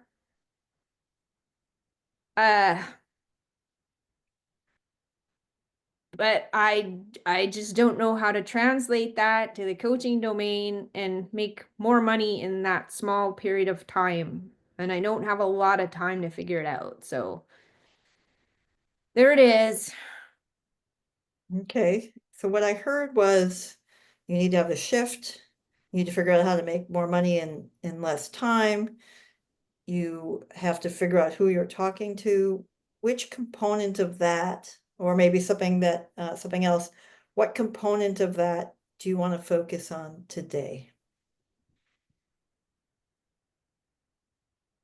Well, I feel like if I knew what I was doing with my time, like, is it whether I'm developing IP or however I'm packaging it, I don't know whether that comes first or the avatar comes first, because I can shape it to work with lots of different kinds of people. It depends on what I'm offering, but my weakest link in there is coming up with packaging and offer ideas. I know very limited stuff, and it's the stuff that would come my way, and it tends to be lower end prices because that's who I am as a market. But I don't want me as my market. I want, people way better than me as my market. Bless you. Thank you. So if I'm hearing you correctly, you want to focus on how to make more dollars per slot right now with Yes. And then I can probably figure, well, until I know what I'm doing, I don't know who the avatar is. Until I have an avatar, I don't know what I'm doing. And so I don't know how to solve the conundrum. I just know that I can't live on 80 bucks an hour. It's impossible. And nor should I. I have 15 years under my belt, 2 master's degrees and 5 or 6 other degrees. In lots of different areas. And I am an artist. That's what I was born to do. So if I could help other artists, that would be phenomenal.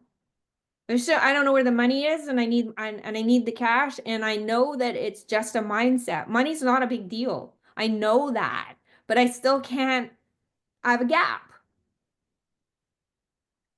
and I don't know what the gap is. So is the focus today on the financial mindset or how to fill those slots with more dollars per slot? Well, if I need some ideas on how to sell, I guess instead of selling time, sell expertise. I don't even know how to say it. Okay, so value, maybe a way to say it. Was Yes, that, does I that need word to know how last? to sell value. Yes. How would you like to measure success at the end of this call? Well, I will feel like I have a direction to go because I am paralysis by analysis at this point because I can't pick one, and then I pick it and then the next day I go, oh well, I didn't think about that, and then it changes again, and I'm trying to use my website as a solid starting place, but I don't even know if that fully describes it's a starting place. But it's not an ending because I'm still selling, time for like 150 bucks an hour. And because I can only work so many hours, it's just not adequate. And that's just to cover the needs, right? Mortgage, keeping the lights on, whatever I need to finance my business and what have you. That's and insurances and stuff. There's no food, there's no life, there's no gifts, there's no holidays, nothing extra.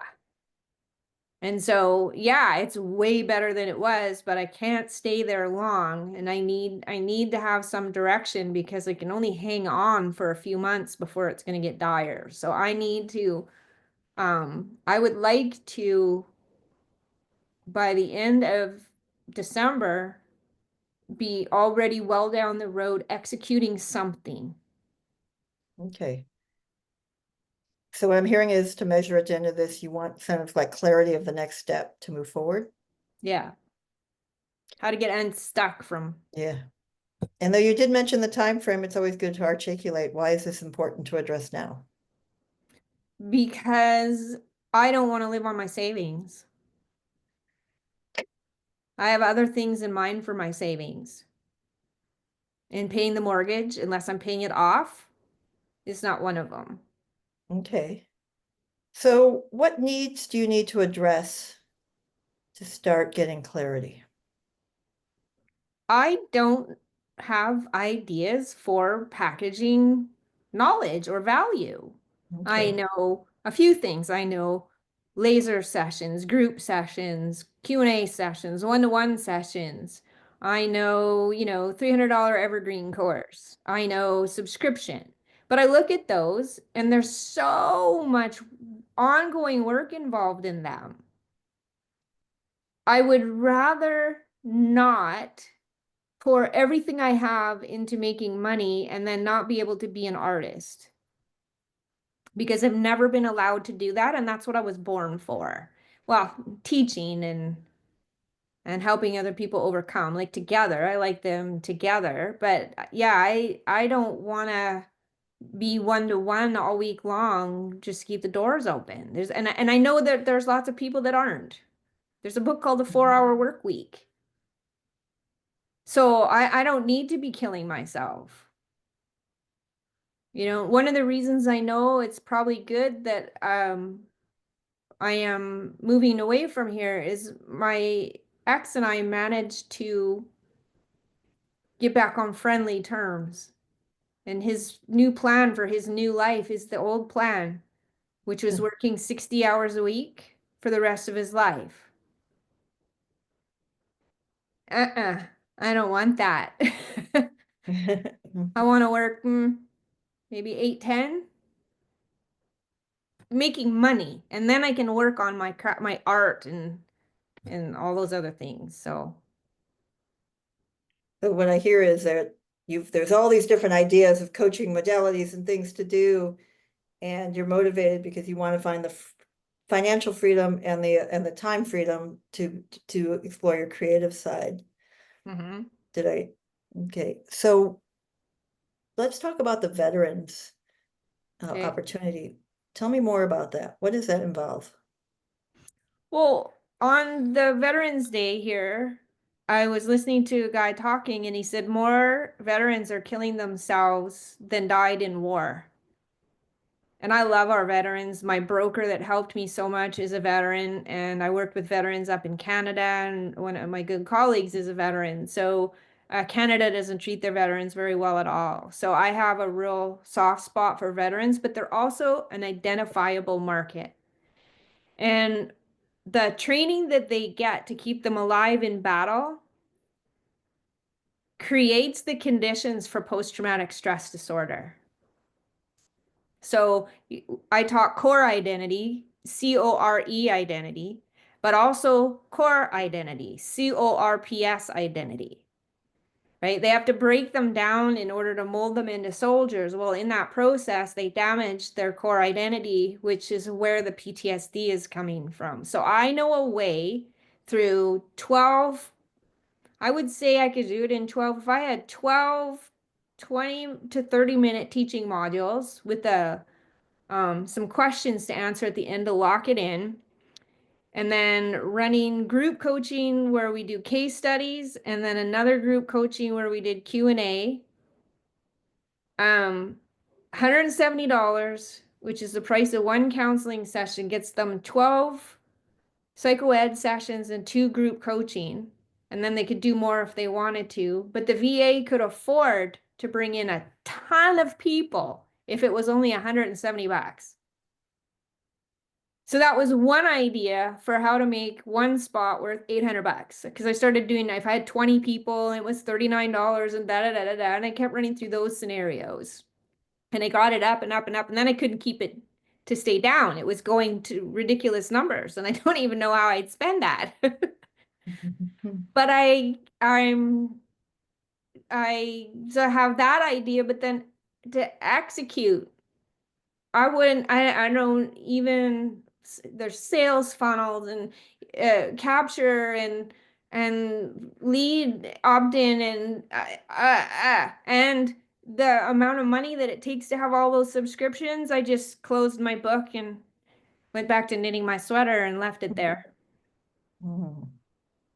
When you were talking about how much you care about veterans, I felt you really light up, like it really came from your heart space. What did you feel? Yeah, I would love to be able to help them, but I have to have something that's better than what's out there. And there's so much out there. I don't know how to compete with all the noise. Not worrying about the packaging and the delivery, what do you have to offer that's different than what's out there? My intellectual property is the identity piece. I've discovered something about the way the brain prioritizes information that impacts identity, and that acts like a set point. So there's DNA has hard encoding and soft encoding. Can't do anything about the hard encoding, but identity is stored in the soft encoding, and it's malleable if you know how, and if you know what the critical points are. And if I work with just that, I don't have to deal with their stories. I don't have to deal with their past lives. We don't have to tell their stories. They can help themselves on the field as they go. They can mediate as soon as there's been a trauma so that it doesn't have to end up being long-term stuff. If they're lying in their hospital bed, having their limbs heal up well enough to be released from a hospital, and their identity is intact and they have a plan for their future, they're fine. But if they're looking at it going, I have no limbs, I can't do anything, I'm done. Nothing happens unless you change the identity, and that's my specialty. But it's just me in my basement. I don't know what to do with this. Like, You know, when people say you don't even know what you've got, you need to package it different, you're underselling that. I mean, I hear what they're saying, I understand their words, but I don't know where I'm missing it. And Yeah. it's not humility, I'm just that dense. What's another word that's kinder to yourself than dense? Uninformed, naive, sheltered. I'm at the extent of my ideas. I need something else, something I haven't thought Okay. before. Okay. What would you call this identity piece that they need to survive and to thrive? Well, I am struggling with that because identity has another meaning. It has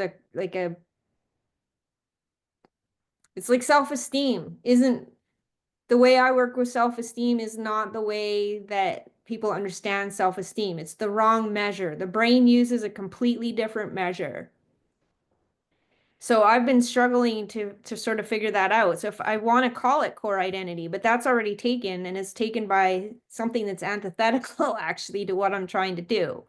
So I haven't found the language yet to package it. On my website, I've got beautiful thinkers thinking beautifully, which is fun, but that's not how people look for stuff. They would have to learn about me to understand what that means. They don't Google beautiful thinking, right? If you were going to sit down with an 85 or 90-year-old person and talk about what you can do to help veterans, or a 5-year-old, either way, how would you describe it to them?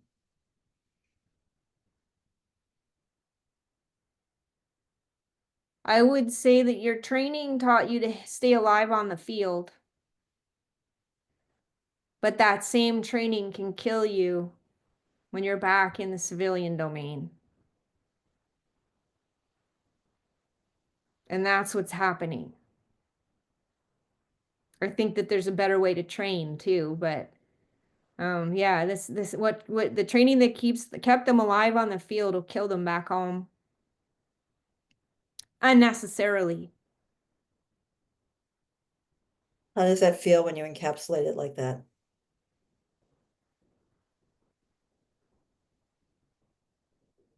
Yeah. Well, invigorated, and it makes me mad and happy at the same time. It makes me want to poke somebody in the throat because I want to defend them, right? But if I could figure out how to deliver that in Let's- some sort of a I'm payload. let's stay where you are. Stay with me. We're not going in delivery yet. So I'm going to intrude on you here. Okay. Let's stay with how do you feel with it encapsulated like that, describing what you do. Well, I'm picturing what it would be like for them, and it feels like power, Okay. feels like ally, right? It feels like loyalty, which is a big deal in the military.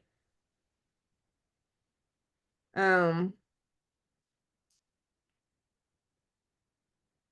and the other thing too about them is I know what their stories are, so they don't have to tell them because some of them are top secret. Right? So because I've already heard so many stories, I can say to them, I can guess what you saw. You don't need to tell me, which relieves them of a lot of that, but their suffering unnecessarily doesn't need to be this way. I've looked at their material and what they're being taught, and they're sold so far short. I understand why they're dying because they did not survive that to live this. They're Ooh, not that's living. powerful. Say that last part again. So they did not survive that to live this. So if you're gonna live, live. So you just threw a lot of things powerfully out there. Power, ally, loyalty. You don't have to relive your stories. Suffering necessarily doesn't need to be this way. Did not survive that to live like this. What does that feel when I recall that list to you? Well, it feels like power and passion. It also feels like a shotgun, or yeah, a shotgun rather than like a sniper shot kind of thing. It's it just feels too random, too general, too big. I like the feeling of the power, but it feels undirected. How about that? That works better. Okay, so if we added direction to that list, what would you change? Or add? Well, I'd like to be able to get it into one line. But I, every time I came up with a package idea, I had a whole different set of slogans. And one of the package names that I came up with was actually Rubicon. And the reason is because there's a game called Rubicon, and your opponent's points get added to yours. So it's the idea of another person's loss is your gain, is the moral of that game. And I really like that whole idea. The other is that Rubicon has a power connotation to it too, because they use it for Jeep Yeah. and those guys are, a lot of them are adrenaline junkies. So Rubicon is a powerful name as opposed to, some burly man coming and learning how to think beautifully. Yeah. It just doesn't work, Yeah. right? What problem do they think they have? They feel like shit and they don't know how to make it stop. They don't have the support that they need. They can't afford to get the care that they need. The care takes too long. The nature of the care flies in the face of their hoorah, manly training and everything else. They don't want to sit in a group with like a bunch of girls crying over there. A lot of them are too afraid to even come in for help. And the care that they're getting, if more people are dying per day from suicide than are dying in battle, then the care that they're getting is not getting to it. They don't understand how to help these guys. And they don't even know that their training is what caused it. What I want to acknowledge is that you have so much knowledge and passion and clarity on this. And it sounds like it's really important to you. What is one step that you can take towards this? Just one.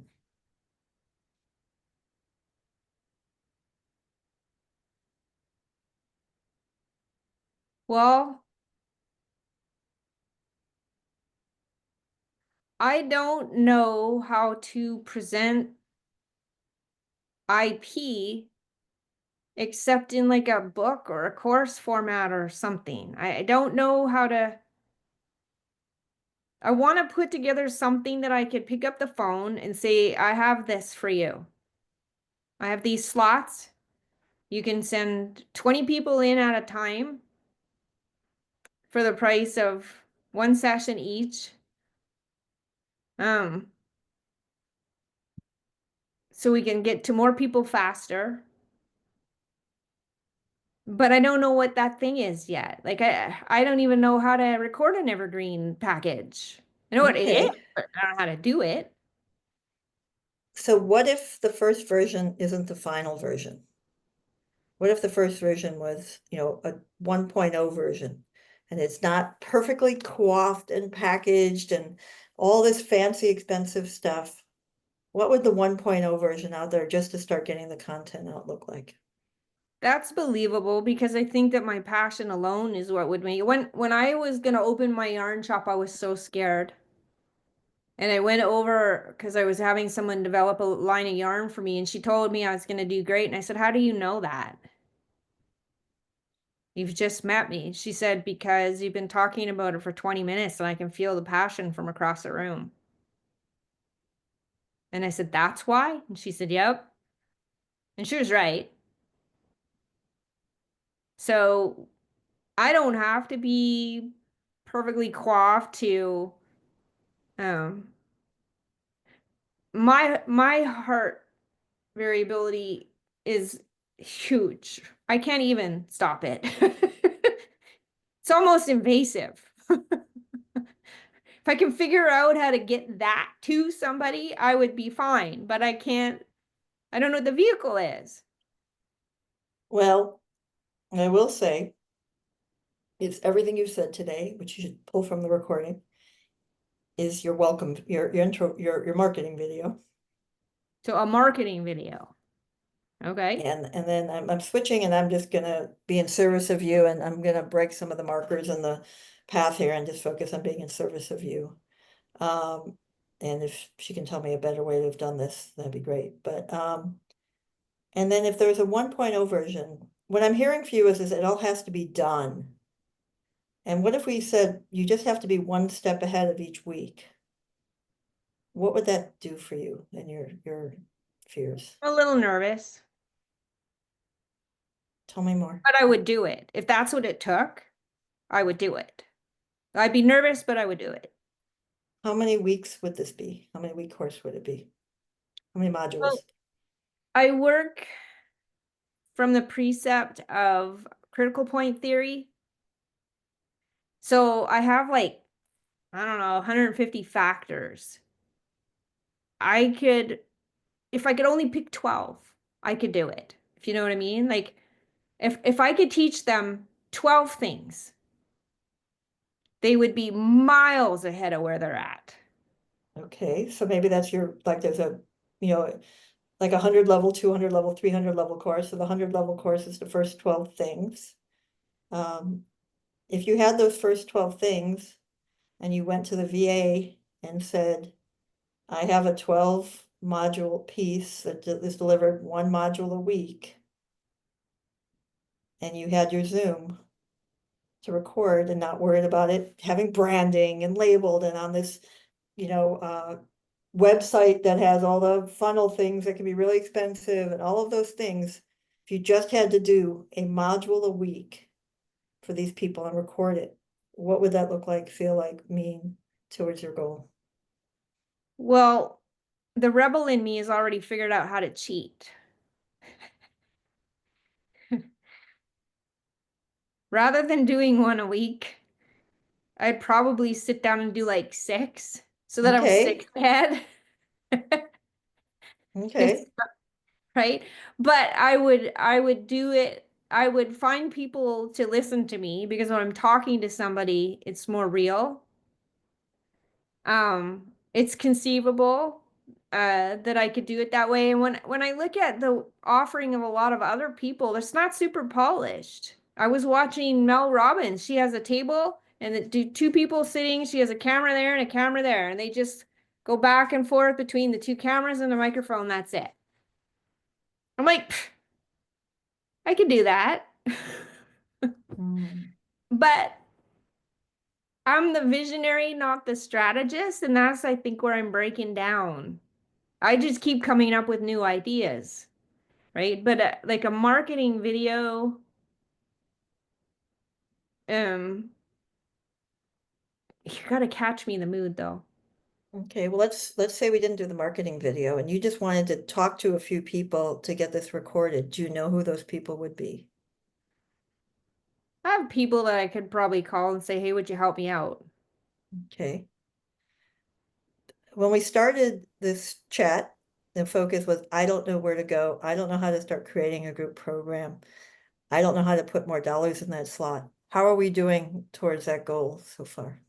Well, I feel like I have a rough penciled idea, or at least something in the mess starting to take shape.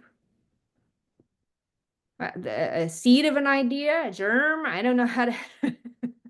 The beginnings of something. What's interesting though is it was the idea that I had over the weekend about how to, when I came up with like 8 different ways to make $800 an hour.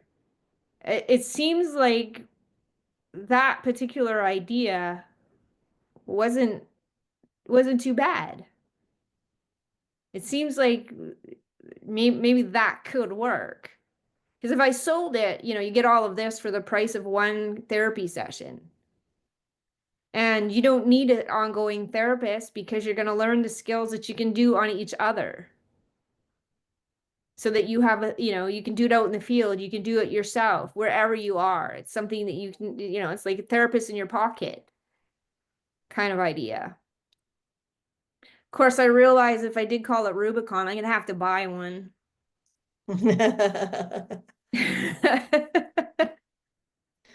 You know, I'm feeling this disconnect because you say you're the, the big picture person, not the strategist, but yet you said I have 12 steps that I can do for them. So how is that not strategy? What am I missing in your description of yourself and then the words that you're describing of how you would implement this? So if that was the content, how would I package that? Because that seems to, I have so much, I could keep like 50 coaches going all year long on content. I have so many ideas and ways to frame it. And, my mind every morning, I think for 3 hours straight. What's So the book? Yes, I can feel it. I feel all that, but you have all this great doing one thing first doesn't mean you forget all that other knowledge, right? What I'm hearing from you is I have to do something now. And I have this group of people that I can help now and that I'm passionate about helping now. I have a technique to help them now that I can break into 12 steps. What is the disconnect between saying I'm a theorist or big picture and the strategy that I've been hearing this whole call? packaging, like who am I? What kind of am I a mindset coach? Am I a mental health coach? Am I what kind of what where's the money coming from? How am I pricing it? I know what I could do, but the numbers that I need, the less I charge, the more people I need. If you stop focusing on the dollars and first focused on the content that there's a market for, what do you know you can do right now and want to do? I see me on a stage. It feels like I'm giving a talk about it. Because people don't even know to look for it. They don't even know this is a possibility. Who's in the audience?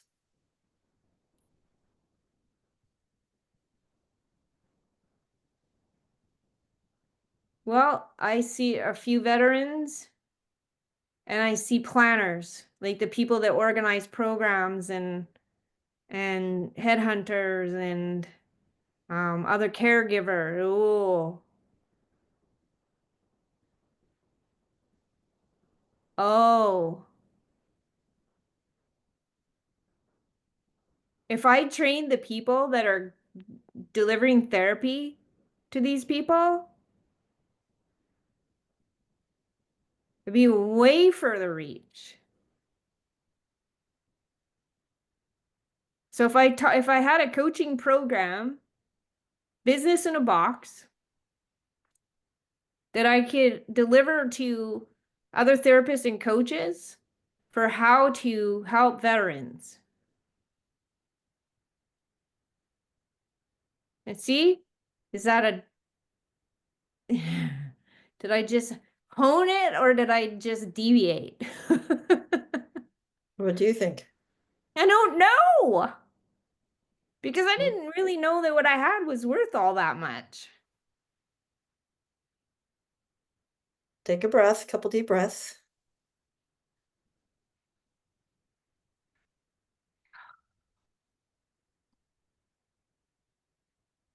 What are you thinking right now? Phase 2. Okay. So if you were focused on phase 1, what's your new learning from today? That the idea that I had was good.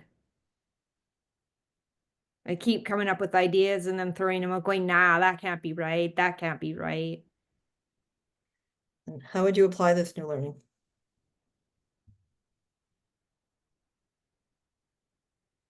Well, I would go back to the framework that I developed and then see if I could problem solve the gap between me and the recorded material, or whether it's a book or my problem is that it keeps changing.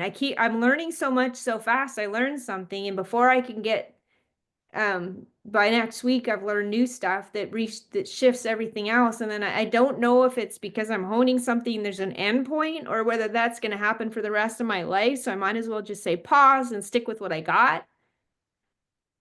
It's I'm a visionary, and that's where I need to be working. I shouldn't be doing the 12 hours a week little packets. That's not my best use. I'm the thinker. So what if, what I'm feeling is, well, first off, what I'm feeling is all this stuff that you're feeling is where you want to go, the phase 2, the phase 3, the big picture, the multiplier. But what I'm feeling is that it's blocking you from getting started on phase 1 just to get moving. What are you feeling? Yeah, yeah. Because the phase 1 strategy I've already grown out of, and that was getting my calendar full. Right? So that worked. That was a simple strategy. Get the training, get the contract, deliver good service, and get my calendar full, and then move out. All right. Okay. Now, coaching. Okay, I'm almost done the program. Figure out how to pay for it. um, maxed out on my hours, super tired, and way too many ideas. So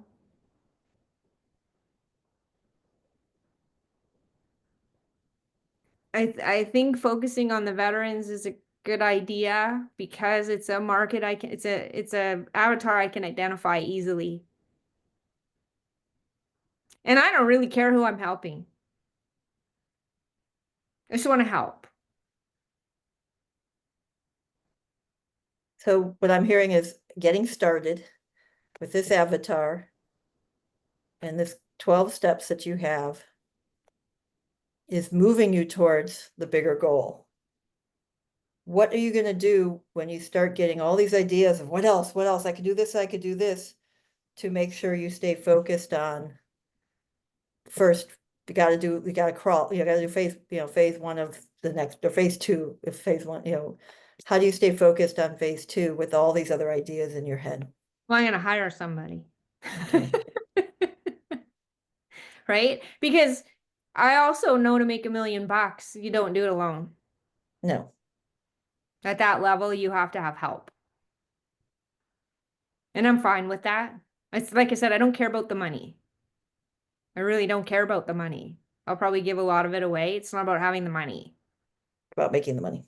Yeah. I knew this guy who said, you could take whatever you wanted from me. I'll just go get another one. And I'm like, that stuck with, he's dead now, but that stuck with me. So we need to move to closure here. So what session activity actions are you going to take as a result of our call today? Well, I'm gonna pull that. My ideas are in clusters of paper that are stapled together, loose leaf paper. I'm gonna pull the veteran strategy that I had.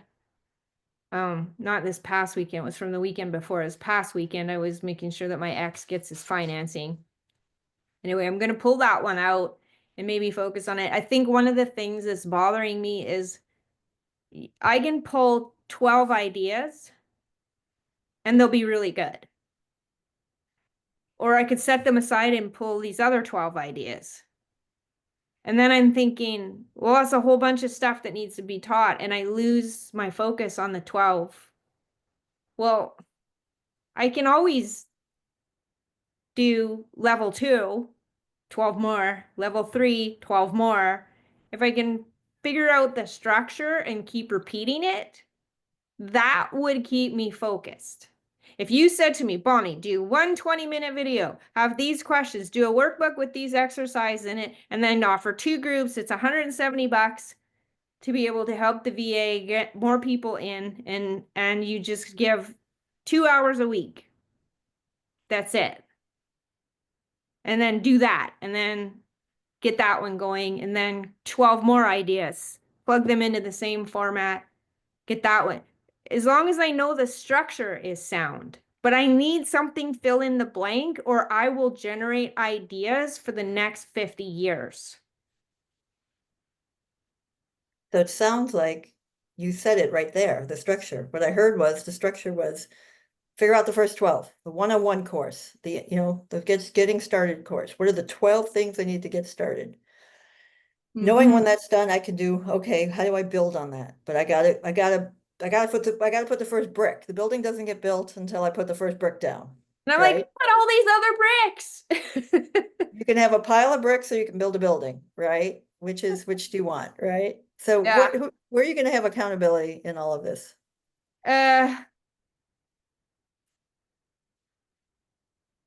Well, my friend Christine, I think I'll let her know what I'm up to. And I had started talking to her a little bit about it because I had some interesting structure ideas, but what I didn't see, the aha was, I looked at my 12 and I'm like, great, I got 12 ideas. And I went, oh, only 12?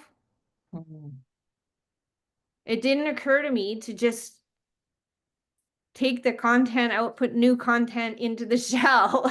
I didn't think, well, I could do it again with more material and different material and a different Yeah. focus, and I don't know what that is yet. And so then that stopped me. But if I'm not stuck to my 12, if I can do 12 and then I can do 12 more and I could just keep getting all these gems, then I think that this, as long as the structure is sound and we're bringing the money that I need, and it represents better what I have to offer, I think that'll work.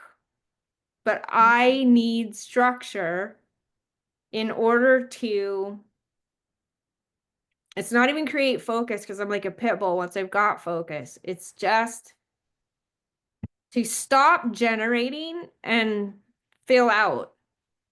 It's productivity, and then it can stop and then it can start again. But when the new ideas start pushing out the ideas that I'm working on, that happens if I don't have a structure. If I've got to fill in the blank, I can fill in the blanks and I have the discipline to fill in the blanks, and I will not quit until the blanks are full.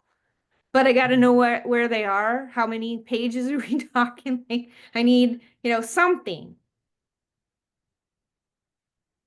So for me, it's a structure. There's another book on how to write a book in 40 hours, and it tells you exactly, and you just literally, you've got the structure, you just fill in the blanks. No problem. So you have a course, you have a book. I think what I heard was focusing on the course. Focus, pick one thing, because the content for the course can become a book, right? So just get started in this, create your own structure, right? And get started. And we do need to close. So is there anything else that you want to review before we close?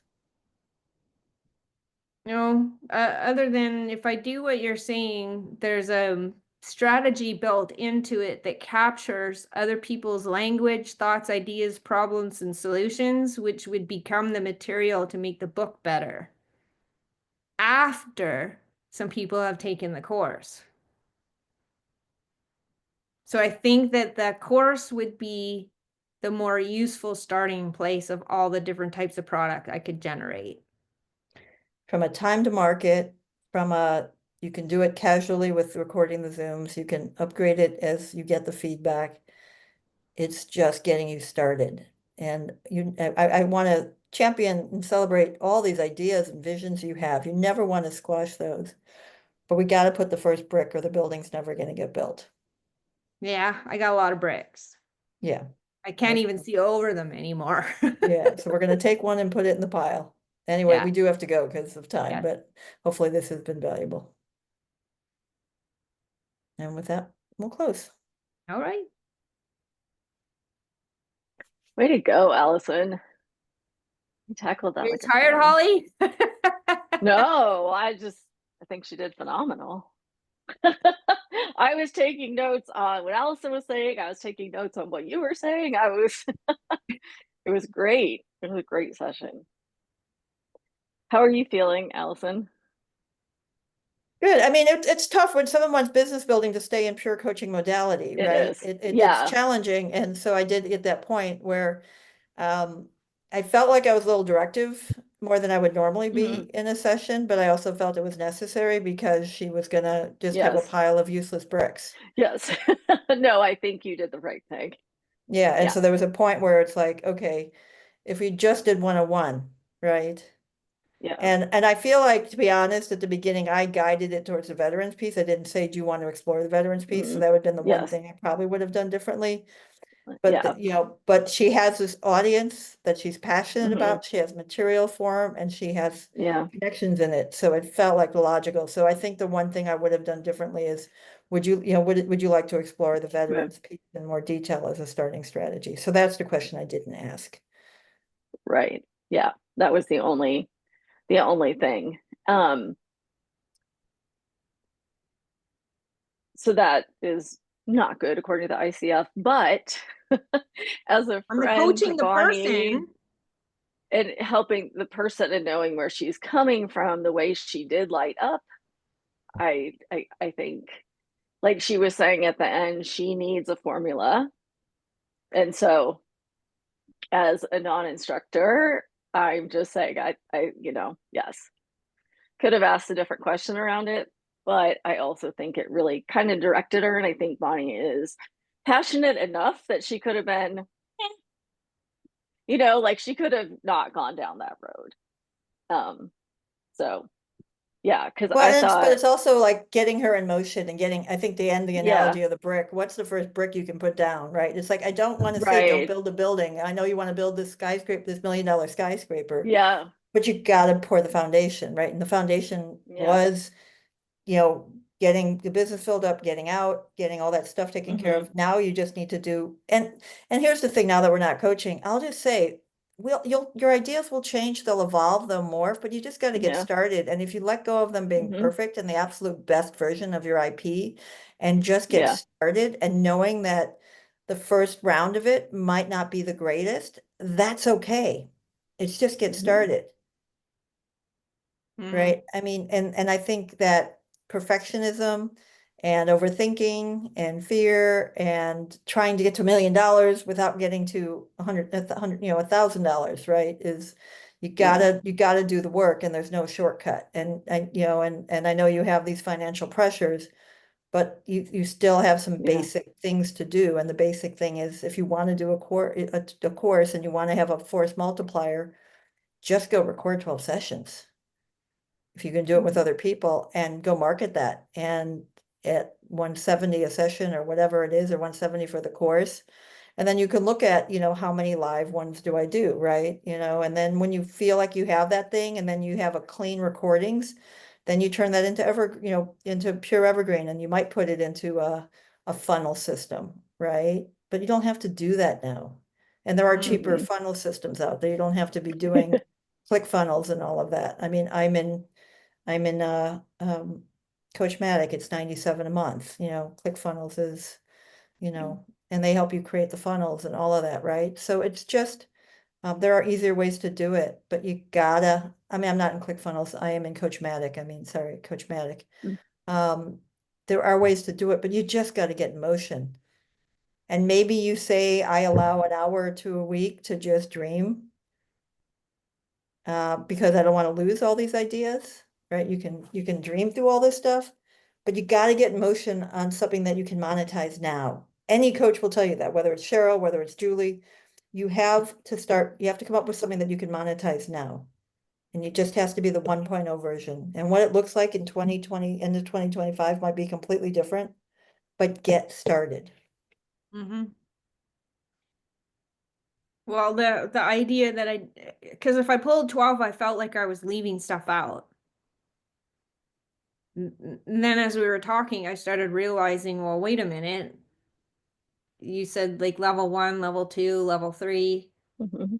The 101, that gave me the idea of, well, I could do generations of teaching, deeper and deeper, or expansive, or you Yeah, know, and then when the it's question would complete, be, I can train trainers.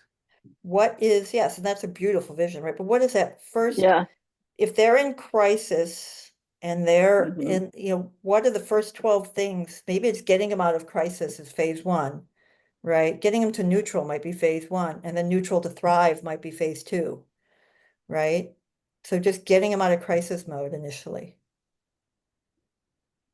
Yeah. And so what are the 12 for getting out of crisis mode?